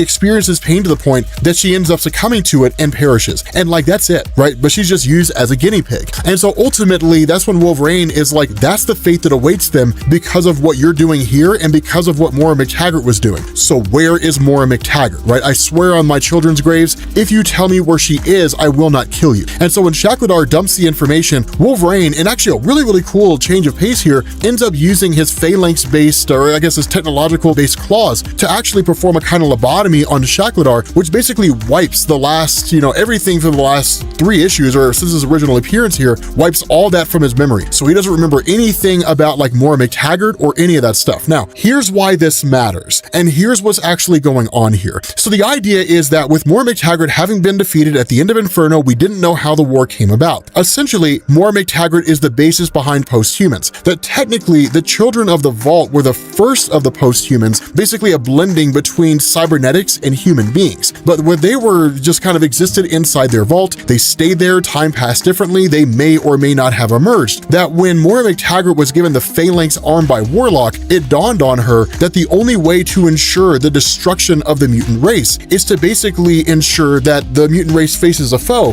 that they simply cannot overcome. That in all the lives that she had lived, that when the war came between humans and mutants, that yes, mutants always lost, but humans were also destroyed as well. But then you had the post-humans. So the idea of Moira MacTaggert is to basically work with Shakladar, or at least was to work with Shakladar, and then find a way to merge human beings and robots together. That's what creates the post-humans in the House of Powers of X storyline, and that's why it is, eventually with the Phalanx technology and whatnot, they reach out to the Phalanx race, and the Phalanx race deems them worthy, and then absorbs them into the Covenant, right? Absorbs their consciousness basically into a kind of technological hive mind, right? True immortality, as Moira MacTaggert calls it, right? That's literally how all this unfolds. She's ensuring the destruction of the mutant race one way or another. Now, if there were ever any debate as to whether Moira MacTaggert was a good guy or a bad guy, this is laid to rest when she essentially enters through a Krakoan gate. Now, she's not supposed to be able to do that. Remember, humans cannot pass through the gates. Only mutants, only mutants that have a mutant genealogy or mutant genes that are detected can pass through it. What you end up finding out here is that she had basically killed Sean Cassidy, right? She killed Banshee and then stripped the skin off his body and then put it on herself and then used that to pass through the Krakoan gates. I mean, that's just diabolical, man. Like, that's just brutal, right? I mean, maybe it was kind of a throwaway thing because she's kind of like, well, I mean, he can always be resurrected. But even then, right, throwing away a life in such a crass manner is just, there's no room for remorse there, right? No room for redemption. There's no way to look at that and to argue that there's anything about it that's beneficial. Now, in terms of why she's here, the real motivation is that from her perspective, on the off chance that Shakladar will ultimately be found, will be captured, and then will end up divulging her information, that she wanted a backup plan. And so her idea was, if the gun of Forge, right, the neutralizer gun, had the ability to basically shut down the powers of anybody that's hit with its blast, then her thought was, it can be reversed. The problem is, when she gets her hand on this gun, Xavier appears to her and is like, look, that's not going to work the way that you think it is. One, like, you can still leave here, right? You can still walk away. We have a lengthy history together. I believe in Krakoa. Even if you don't, I believe this mutant island can actually serve a beneficial purpose aside from just breeding mutants so that they will ultimately be born with no powers, essentially just like creating generation after generation after generation of mutants,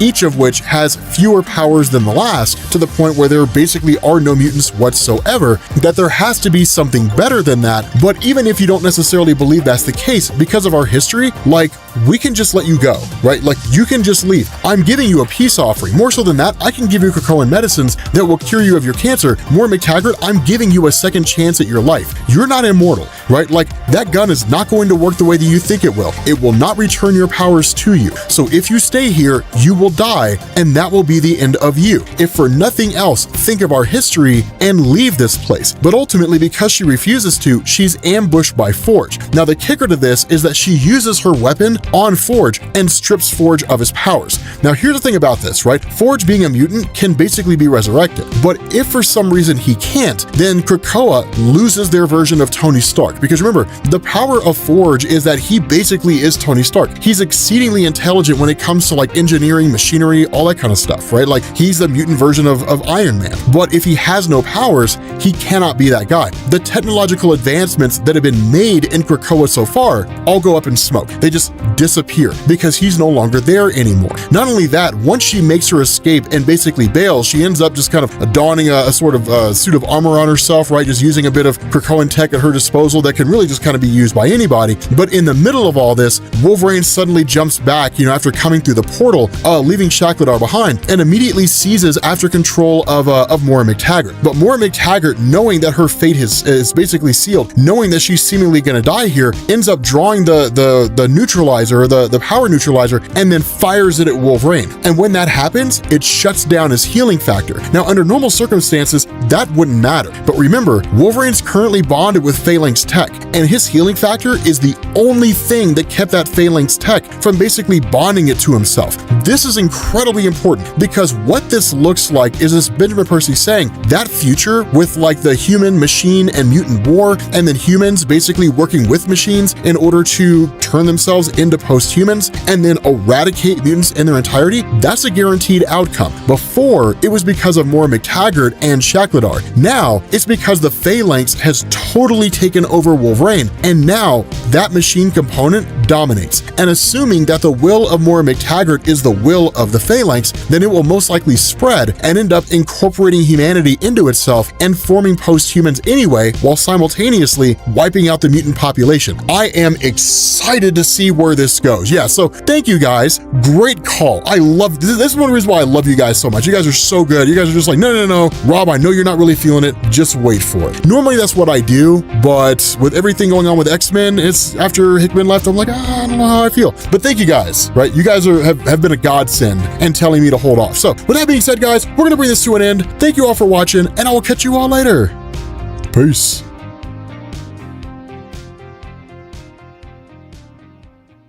What's going on, guys? This is Rob, and for some reason I kept thinking there were 6 issues of the Lives and Deaths of Wolverine when there's only 5. So that's why it took us so long, because I was like, where are these 6 issues at, man? Come on, Marvel, get it together. And it looks like it was just me. So in the last video, we did on the 10 Lives of Wolverine, what had essentially happened here, what had kind of been going on behind the scenes is that Omega Red was the one who was hopping through the time stream, basically trying to find a way to destroy Charles Xavier, and that Wolverine's mind had been sent into the past to basically stop Omega Red. We didn't fully know exactly how it was that Omega Red had ended up in the time stream, but we eventually learned that Mikhail Rasputin, who is what you would call a reality breaker, this guy's, he's great. I love Mikhail Rasputin. That he had basically used what was called the Cerebro Sword, which was basically like a technological sword, essentially, that where Xavier could use Cerebro to take the mind of Wolverine and send it into the past. That using the Cerebro Sword and plunging it into the chest of Omega Red, that Mikhail could send the mind of Omega Red, or even his spiritual essence to a degree, into the past, which basically allowed this kind of cat and mouse game between Arcady and Logan. And so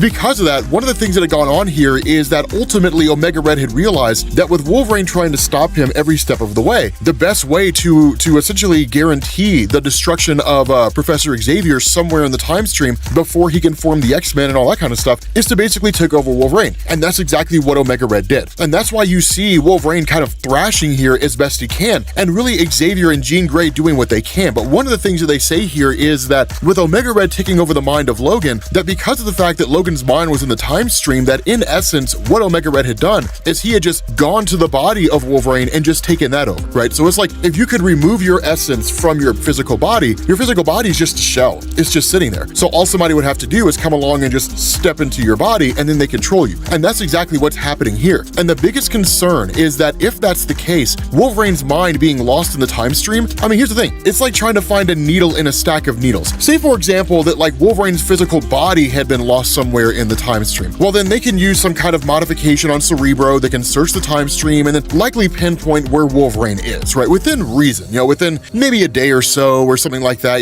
kind of figure out where he's at. And as you guys know, Wolverine does go on the move. In those early days, he was on the move all the time, but he would be on the move in like a general geographical area, right? It wouldn't be one of those things where like one day he's in like the Canadian wilderness and the next day he's in like South America. One, because at that point in time, it was impossible to travel between those two places over the course of a day. And two, well, they didn't have planes back then, but two, it was just one of those things where he would just reside in a general area for a while. When it comes to his mind being lost, how the hell do you find that? I mean, Xavier is powerful, but we haven't really seen a whole lot of instances where his mind can search the entire time stream. And two, even in those instances where he has, it takes him a long time to pinpoint a particular person. Plus, trying to discern the difference between the modern day Wolverine's mind being lost in the time stream versus like any iteration of his younger self, right? So it makes it incredibly difficult to do. But ultimately, we do switch over to younger Wolverine in 1900, right? Now remember, this is about the earliest version of his character that we saw in this kind of time fight between himself and Omega Red. And of course, he ended up saving this version of Charles. And what ended up really happening following this is that Logan stayed on board as basically I don't know what you would really call it in the world of like sailing and the world of ships, but like an assistant. I don't know ship terms, right? I don't understand ship terms, right? If any of you guys do, post a comment. I'm sure people would they'd be curious just to see what it is. But nonetheless, Wolverine was basically here, or Logan was here as essentially an assistant. Now, a part of me also has to believe the reason he stayed on board is to also ensure that like Omega Red wouldn't come back and try to kill basically this version of Charles, but also keep in mind that the modern day Wolverine, when his essence goes into a younger version of himself, as soon as the mission is accomplished, he leaves. And so it's almost like modern Wolverine possesses younger Wolverine and then Xavier's saved. So modern Wolverine moves on to another version of himself in the time stream. So in effect, this younger version of Logan is really him. He's not possessed by his future self who's traveling through time. And it's really kind of interesting in terms of why he stayed here, because one of the things that this version of Charles says, right? This way back in the day version of Charles, like his great, some, amplified several times over father, that he was like, look, man, like given everything you've done and the way you've been in service to me, we could take you back to England, right? We could have you basically brought in as a cadet of the Royal Navy, which I don't know if that's a big deal or not, but we can make a life for you, right? And the response of this version of Logan is, no, I have no loyalty, not to a flag, not to anybody, right? And so it's kind of like, well, then why are you here? If it's like, hey man, like you've been just kind of here on this job site hanging around for a little while. Do you want a job? No, I don't want a job. I don't have loyalty to anybody. And then you just run off into the sunset. It's like, okay, I guess that kind of makes sense. It may also be because of the fact that, they were stranded just sort of out in the Arctic, right? When Logan first came across him, and they've just been making their way back to Canada ever since. And they just got here, right? And so he's just like, I mean, look, man, you were a way back, you were my ride, but don't have any illusions, man. Like just because I hitchhiked and you picked me up does not mean I want to be your best friend. And then ultimately just kind of ends up leaving. But before he does, what ends up happening is this version of Charles gives Logan a watch and is like, look, okay, I understand you have no loyalties, you don't want to be tied down to people, that's cool, do your thing, but take this, right? I feel I owe you for saving my life. Please accept this gift that I'm giving to you. What you do with it is up to you, but I feel like at the very least, this is a way in which I can thank you, and it's a really, really cool thing because he says like, it's a compass, but it's also a watch. And the response of Charles is, no matter how deep in the wilderness you travel, I hope you never lose your way. So it's kind of the sentimental, really kind of bond between the two. And so following that, of course, as younger Wolverine is making his way back to shore, he's seized by Xavier in the present day. And Xavier is like, okay, like, do not lose your way. Here's the thing, you have to come back to us. Now, what Charles Xavier's doing here is he's using the mind of the younger Wolverine as an anchor point, right? Seemingly, it's like present day Wolverine's mind touched the mind of his younger self. So it's like tracing breadcrumbs, right? Following footsteps or tracks in the snow. And so using that, while he's not able to exactly pinpoint modern Wolverine, it's enough to where he can kind of reach out to his mental imprint out there in the time stream, using his younger self as an anchor point, which is just kind of like, you have to come back. Like, I don't know where you are, but you have to find a way back to us. And that, of course, leads to the younger Wolverine, or at least leads to Wolverine's mind returning returning to its physical body. And in doing so, it forces the mind of Omega Red out of the body of Wolverine, so things are back to the way that they're supposed to be. That the mind of Omega Red goes back into his own body, Wolverine gets his body back, and then it's just like, okay, so while I was in the body of Omega Red, like I basically saw through the eyes of Omega Red and I saw what was going on. Of course, he also saw what was going on here. And so ultimately what you end up doing is you switch over to Russia with Mikhail Rasputin, and there's actually a lot more going on here than there initially seems, which is really interesting. And so of course, with Omega Red basically waking up, this is when Mikhail Rasputin is like, you're an absolute failure, right? Like you are just as much of a failure as I thought you were. Like literally, you had the whole of the time stream to find a way to kill Charles Xavier, and you couldn't do it. The whole time stream. Sure, Wolverine was finding you, but like you had the entirety of the time stream. You didn't even have to like attack Xavier head on. You could have just like taken over the body of some assassin. You could have taken over the body of I don't know, Black Widow, and like assassinated Xavier as he was just going down the road somewhere. Right? You could have been anybody in the time stream. And instead, you Omega Red are the same idiot you always were, which is, well, there's Xavier, I'm going to attack him head on, right? And so it's really interesting because in a lot of ways, what it's doing is it's almost kind of Benjamin Percy, I wouldn't say poking fun at his own plot, but basically focusing on the idea that Omega Red is just not capable. And ultimately, Omega Red even tries to beg and is like, look, okay, fine, send me back, right? Like I am not giving you the Cerebro sword back. Send me back like 5,000 years or something like that. And like, we'll find a way to win. But the reality here is that Mikhail Rasputin isn't really talking about the failure of Omega Red in the sense that he could not kill Xavier head on. Again, he's talking about the failure of Omega Red in the sense that like, he's got no imagination. And in truth, that was one of the biggest weak points of Omega Red. Now, make no mistake, because of how he was written back in the day, right? Like back in the 90s, and because the 90s were an era of just high-octane, fast-paced stories, Omega Red was brutal. He wasn't really as brutal as characters were in like the 80s. Like, let me tell you something, man. Comic book characters in the 80s, like, look, here's the thing, man. Sabretooth, for example, in the 1980s, oh, he was nuts. It was amazing reading Sabretooth stories back in the 1980s. He was just brutal, right? Like you go back and you pick up any of those comics that were written in the 80s about Sabretooth. You'd be like, no way Marvel would write a story like this about Sabretooth now. Now it's all about Sabretooth, you know, he's in the middle of fighting Wolverine, but it's not really the fight, like it's not really like a fight, knockdown, drag out fight. It's like, you know, they're skirmishing. But back in the 1980s, man, they were some brutal fights. And the way that Omega Red was written in the 90s was much the same way, right? He was extreme, hardcore, and a lot of that's changed. Even through all of that, the biggest issue with Omega Red is he was never imaginative. And that's one of the things that like Mikhail Rasputin says is, you know what, I should never have relied on you, Omega Red. Like, you know, you keep the damn Cerebro sword, I don't care. You know, I've got places to be. I knew I never should have relied on you. After all, you are a relic of the old Soviet Russian Republic, right? The old Soviet Republic. And they had no imagination. They had no real ingenuity. They couldn't think outside the box. I need a new Russia, right? I need a more ingenuitive mind out there besides your own. And he ultimately ends up leaving. Now, having said all of that about how like Omega Red in the modern day isn't nearly as brutal as he used to be, Benjamin Percy fixes that in an instant, right? So what ends up happening is, of course, you basically have Wolverine who's teleported to where Omega Red's located, and what follows is probably one of the most brutal fights in the history of these two characters. And keep in mind, man, again, we're comparing this to like everything from basically 1992 and 1993 going forward throughout the 1990s. Now, the reality is Omega Red only really had like 1.5 good years in Marvel Comics before Marvel basically crapped the bed and almost went bankrupt and just couldn't really tell compelling stories about Omega Red because they were trying to financially stay afloat. But the fights between him and Wolverine were legendary, and that's exactly what you get here, right? It's one of those things where Wolverine has this amazing monologue that he goes into, and I love this monologue. It's absolutely phenomenal, right? So as these two guys are fighting, what Wolverine says here is he says, something happens when you live a long time and you travel a lot. You like going back to places. He says you like to seek out on purpose what you found by accident before, to recapture the feeling of discovery. If you find where you've been before, whether it's a bar in an alley, a shrine on a mountain, everything inevitably is different. That mountain's still there, but it's smaller. The day is stormy instead of sunny. It's spring instead of autumn. You're alone instead of with pals, whatever. But that electricity is still there.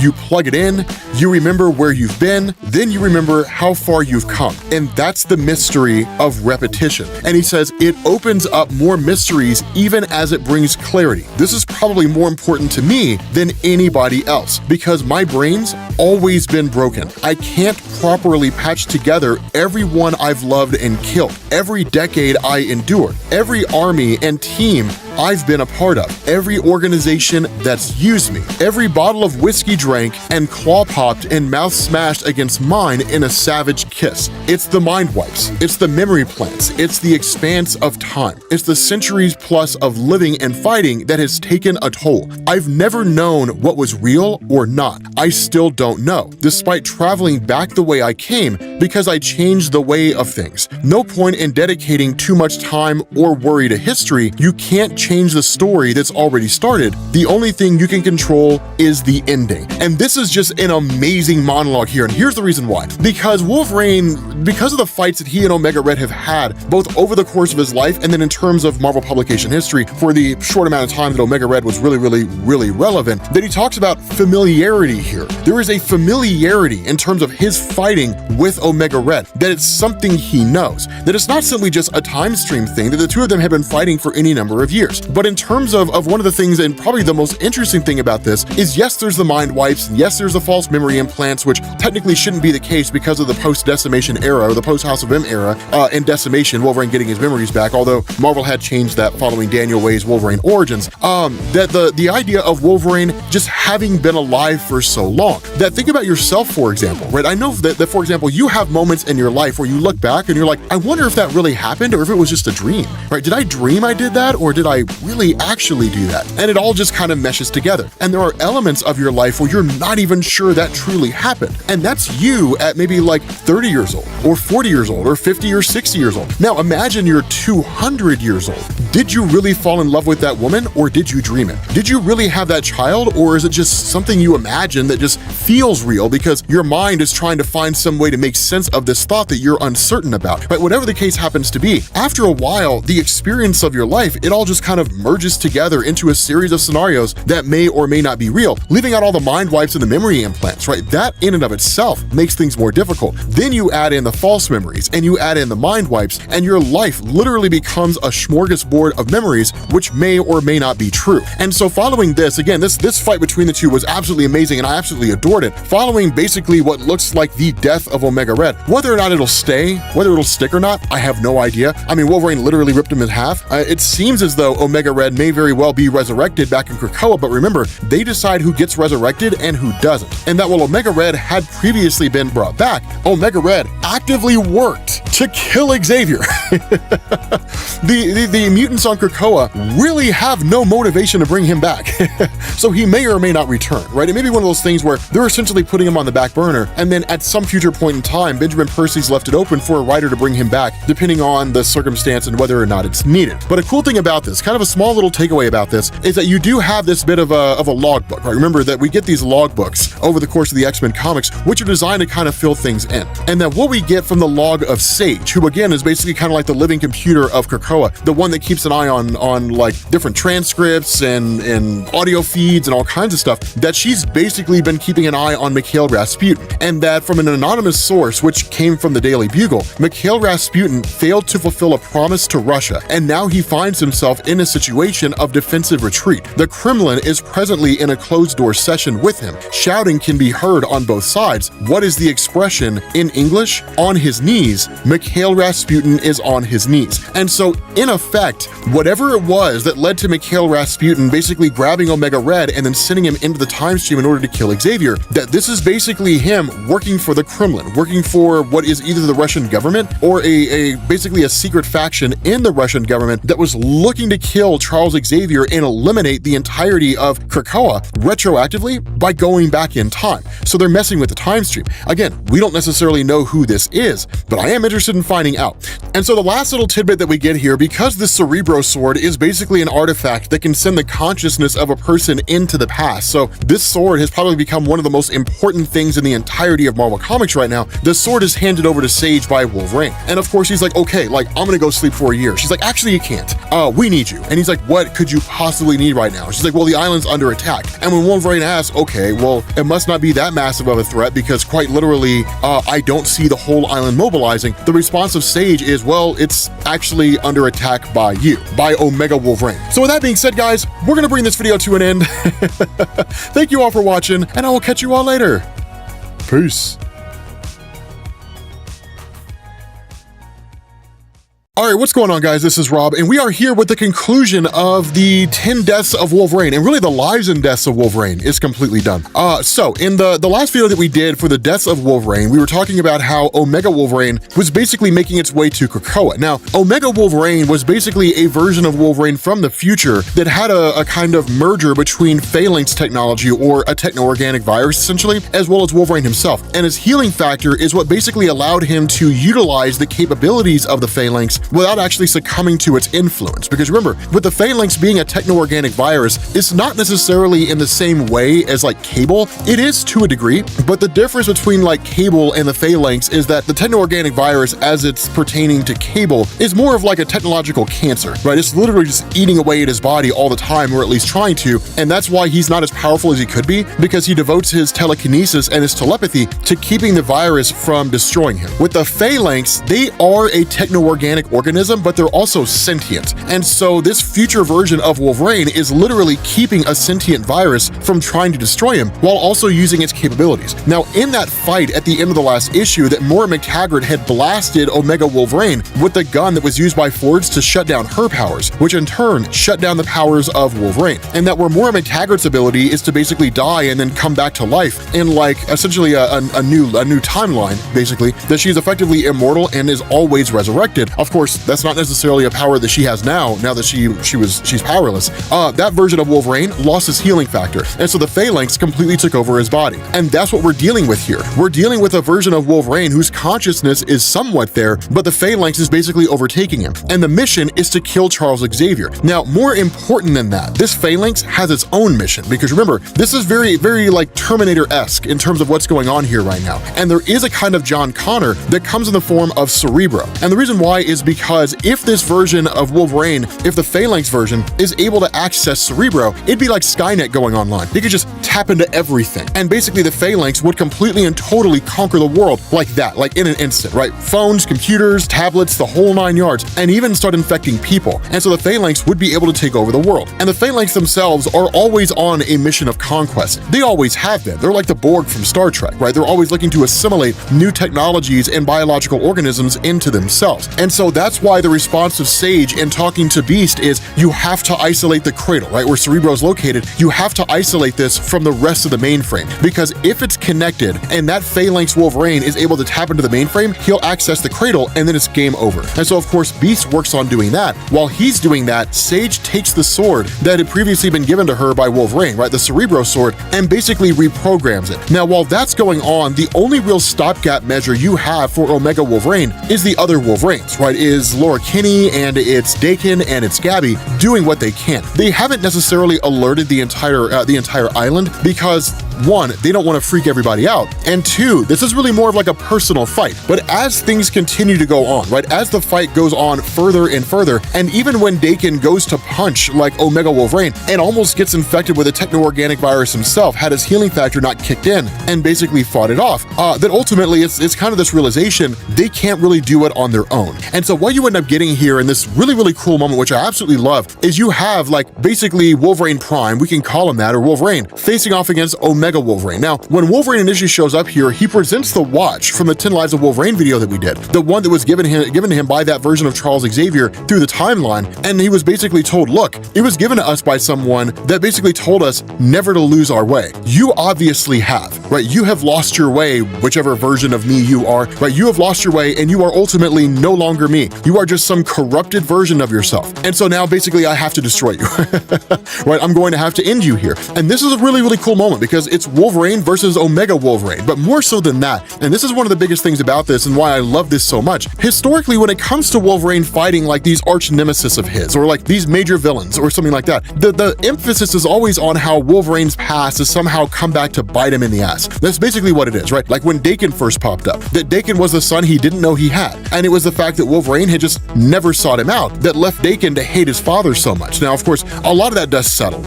And so it's one of those things where like the relationship between Daken and Wolverine is what it is because it's Wolverine not knowing he was there, but that's an aspect of his past coming back to bite him. And it's just a continuous element of Wolverine. In this instance, it's his future. He's literally fighting against the person that he feels he will inevitably become, right? This version of himself in the far-flung future that was sent back here in an effort to try to find some way to destroy Moira MacTaggert and then became corrupted by the Phalanx virus that he allowed to be attached to himself for the purpose of helping him achieve his goal. And now it's this screwed up, twisted version of him. Now, what Marvel also does here, and this is a really, really cool thing. What Marvel does here is they take the Cerebro sword and they modify it. Now, this is wildly huge because you're going to see this become a major focus of Marvel going into the future. So you will likely see this as just a thing that may reappear somewhere along the line, or at least it becomes a talking point. Like a really good example is the Muramasa blade, that when Wolverine had gone on this path where he was basically tracking down everybody who did him wrong and writing and really just scratching names off the list is really what it was, that he had taken the Cerebro sword, he had it created, had a portion of his soul put inside the sword so that if it was used on him, it would basically shut down his healing factor, like, I mean, end it. I don't mean like it would shut it down temporarily like the Carbonadium sword or any form of Carbonadium does. I mean like the Muramasa blade will end his healing factor. It'll no longer be there. And then you could just kill Wolverine by virtually any conventional means, as long as you can get past his adamantium skeleton. But he took the sword and he gave it to Cyclops. And every once in a while in Marvel Comics, while you may not necessarily see the Muramasa blade itself, you'll see reference to it. When Wolverine's talking about the ways in which he can actually be killed permanently, the Muramasa blade will be one of those points that he brings up. This sword is very much going to be the same way. And the reason why is because with Beast kind of asking the question, okay, Sage, like, what are you up to? She's like, I'm a living computer, right? Like, that's literally my job. I'm gonna go hack something. That what she's done is she's taken this sword and she's modified it, basically reprogrammed it because it is a technological sword. She's reprogrammed it and basically turned it into a weapon that can destroy the Phalanx. Now, whether or not this will be used on the Phalanx as a whole, I don't entirely know, but it is a weapon that can be used against anything that has a machine component. That seems to be the case. And so what this does is it basically leads to this again, kind of a continuation of this fight between Wolverine and Omega Wolverine. And the reality here is it is equal in some ways and unequal in others, right? Because they both bring something to the table. So modern day Wolverine brings a kind of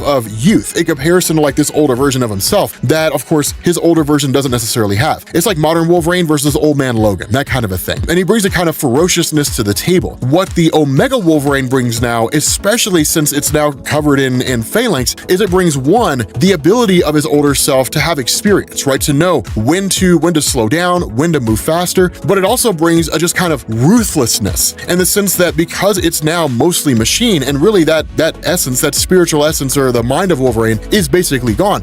It'll just keep fighting and fighting and fighting. It's like just fighting a machine version of Wolverine. It won't stop and it'll seemingly never run out of energy. And now it's got adamantium. And so in response to that, there's no way this fight can continue to go on in its current form with Wolverine coming out on top. It's never going to happen. If this fight goes on longer, Wolverine's going to die at the hands of his Omega self. And that's one of the things that was even recognized by like Daken and Laura and Gabby early on in the fight, is they were like, we can't actually defeat this thing. Like, we can keep it at bay, but we cannot destroy it. And that's when Sage comes running up with a Cerebro sword, throws it to him, and then of course when Wolverine gets it, plunges the sword into Omega Wolverine, which basically destroys the Phalanx on his body. There's not one trace of it left, right? That Phalanx is completely and totally gone. But that's why I say this sword is important, and you will likely see it in the future of the X-Men comics going forward, because it's a sword that can be used to, one, defeat the Phalanx, and two, really anything with a cybernetic or a technological component to it, which really begs the question, what happens if somebody uses this sword on like Apocalypse or something like that? You know, if they use the sword on like a Celestial or something, right? Is the programming of Sage on, you know, is it powerful enough to overcome that level of power? I'd say probably not against a Celestial, right? All they'd have to do is just make the sword just a regular sword, right? With a wave of their hands, that would be it. But against someone like Apocalypse, it would probably work. It would probably be able to destroy him. He's not 100% machine, but he does use celestial technology, right? A good portion of him is celestial technology. Not only that, this sword could potentially be used to cure Cable of the techno-organic virus should it ever return. So it is a cool thing. But nonetheless, of course, what this does is the island takes the body of Omega Wolverine and basically just kind of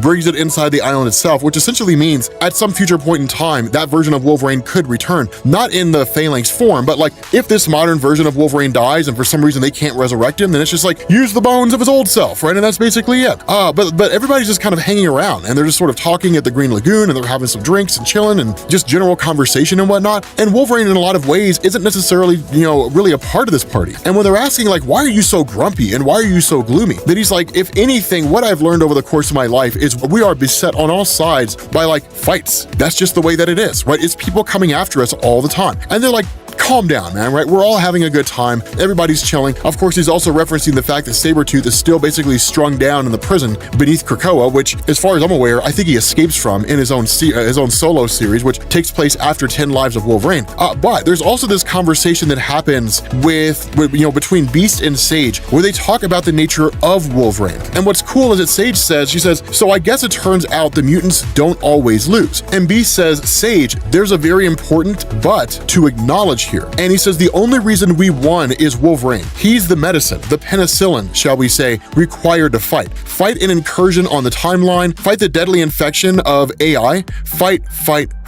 And Sage says, I suppose he is the best there is. And B says, he's the best he is because he's unlike the high-minded and ideological driven mutants on the council who supposedly guide Krakoa and worry endlessly over diplomatic nonsense. He's the best there is because he's a savage killer. I don't love him, but he is the sharpest tool with which we do our cutting. And Sage says, I see that you've completely ignored my contributions, but ego aside, I don't like where your mind's at. And B says, oh please, don't clutch your pearls and feign offense. I'm simply pointing out a truth that most would prefer not to acknowledge. In the end, force wins. Stabbing shit is what saves the world. And again, that's a really amazing point because it's kind of what I've always said, right? Violence is not always the answer, but it is a answer, and it's usually a very effective one. But the other part of this, and probably the most significant part of this, is that Beast does not see Wolverine as anything other than a tool to be used to fight a fight. That's it. You wouldn't give him a job that requires anything other than like sneak into a place, kill some people, and then leave, or fight some force head on. And that's really, really interesting because it means that where Wolverine is now, he'll never move beyond this as far as Beast is concerned. And so what you end up basically doing is switching over to a cemetery, and something that by all standards of measurement shouldn't be able to happen, and we don't know how it did. But basically,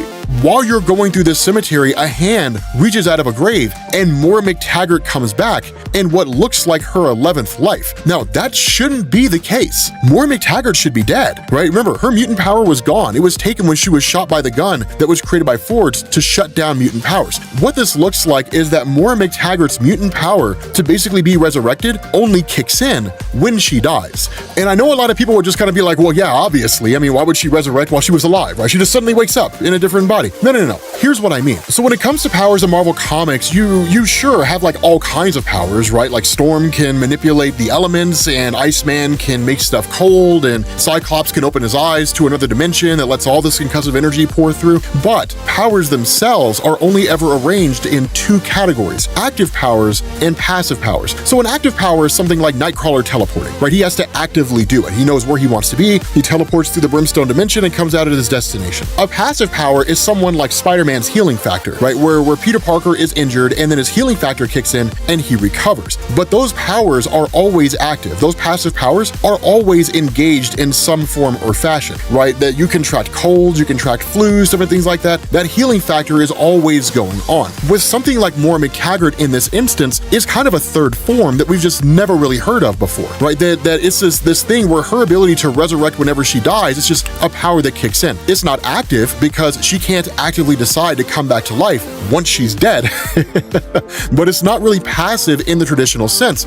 Maybe it is to a degree, right? In the sense of like it automatically happens, but can the body process a healing factor if the body is physically dead, right? If the body's basically gone. Like with Wolverine, for example, it's a little weird because, you know, with people with healing factors, it doesn't necessarily work that way. Their healing factor usually prevents them from dying. But in those instances, when something like Peter Parker has died in some alternate reality story somewhere, that his healing factor stops activating, it stops existing. His body decomposes and it corrodes and it becomes one with the earth. And then whatever happens after that, plants grow there. I don't know. Like, I mean, who cares? But like his healing factor stops working. It's not as though his healing factor keeps operating and his body, you know, maintains its youthful appearance even though he's dead. So again, it's, you know, usually with any kind of a power, once you die, your power goes with you. Your power doesn't continue on. You know, it's just kind of a weird thing, which really begs the question, what would happen if there were a story where like somebody took the visor off of Cyclops and then shot him in the back of the head and then opened his eyes? Would literally just non-stop concussive blasts come out of his eyes for eternity until somebody closes them? Like, is that what would happen? I don't know. As morbid as it sounds, I'd be interested in finding out.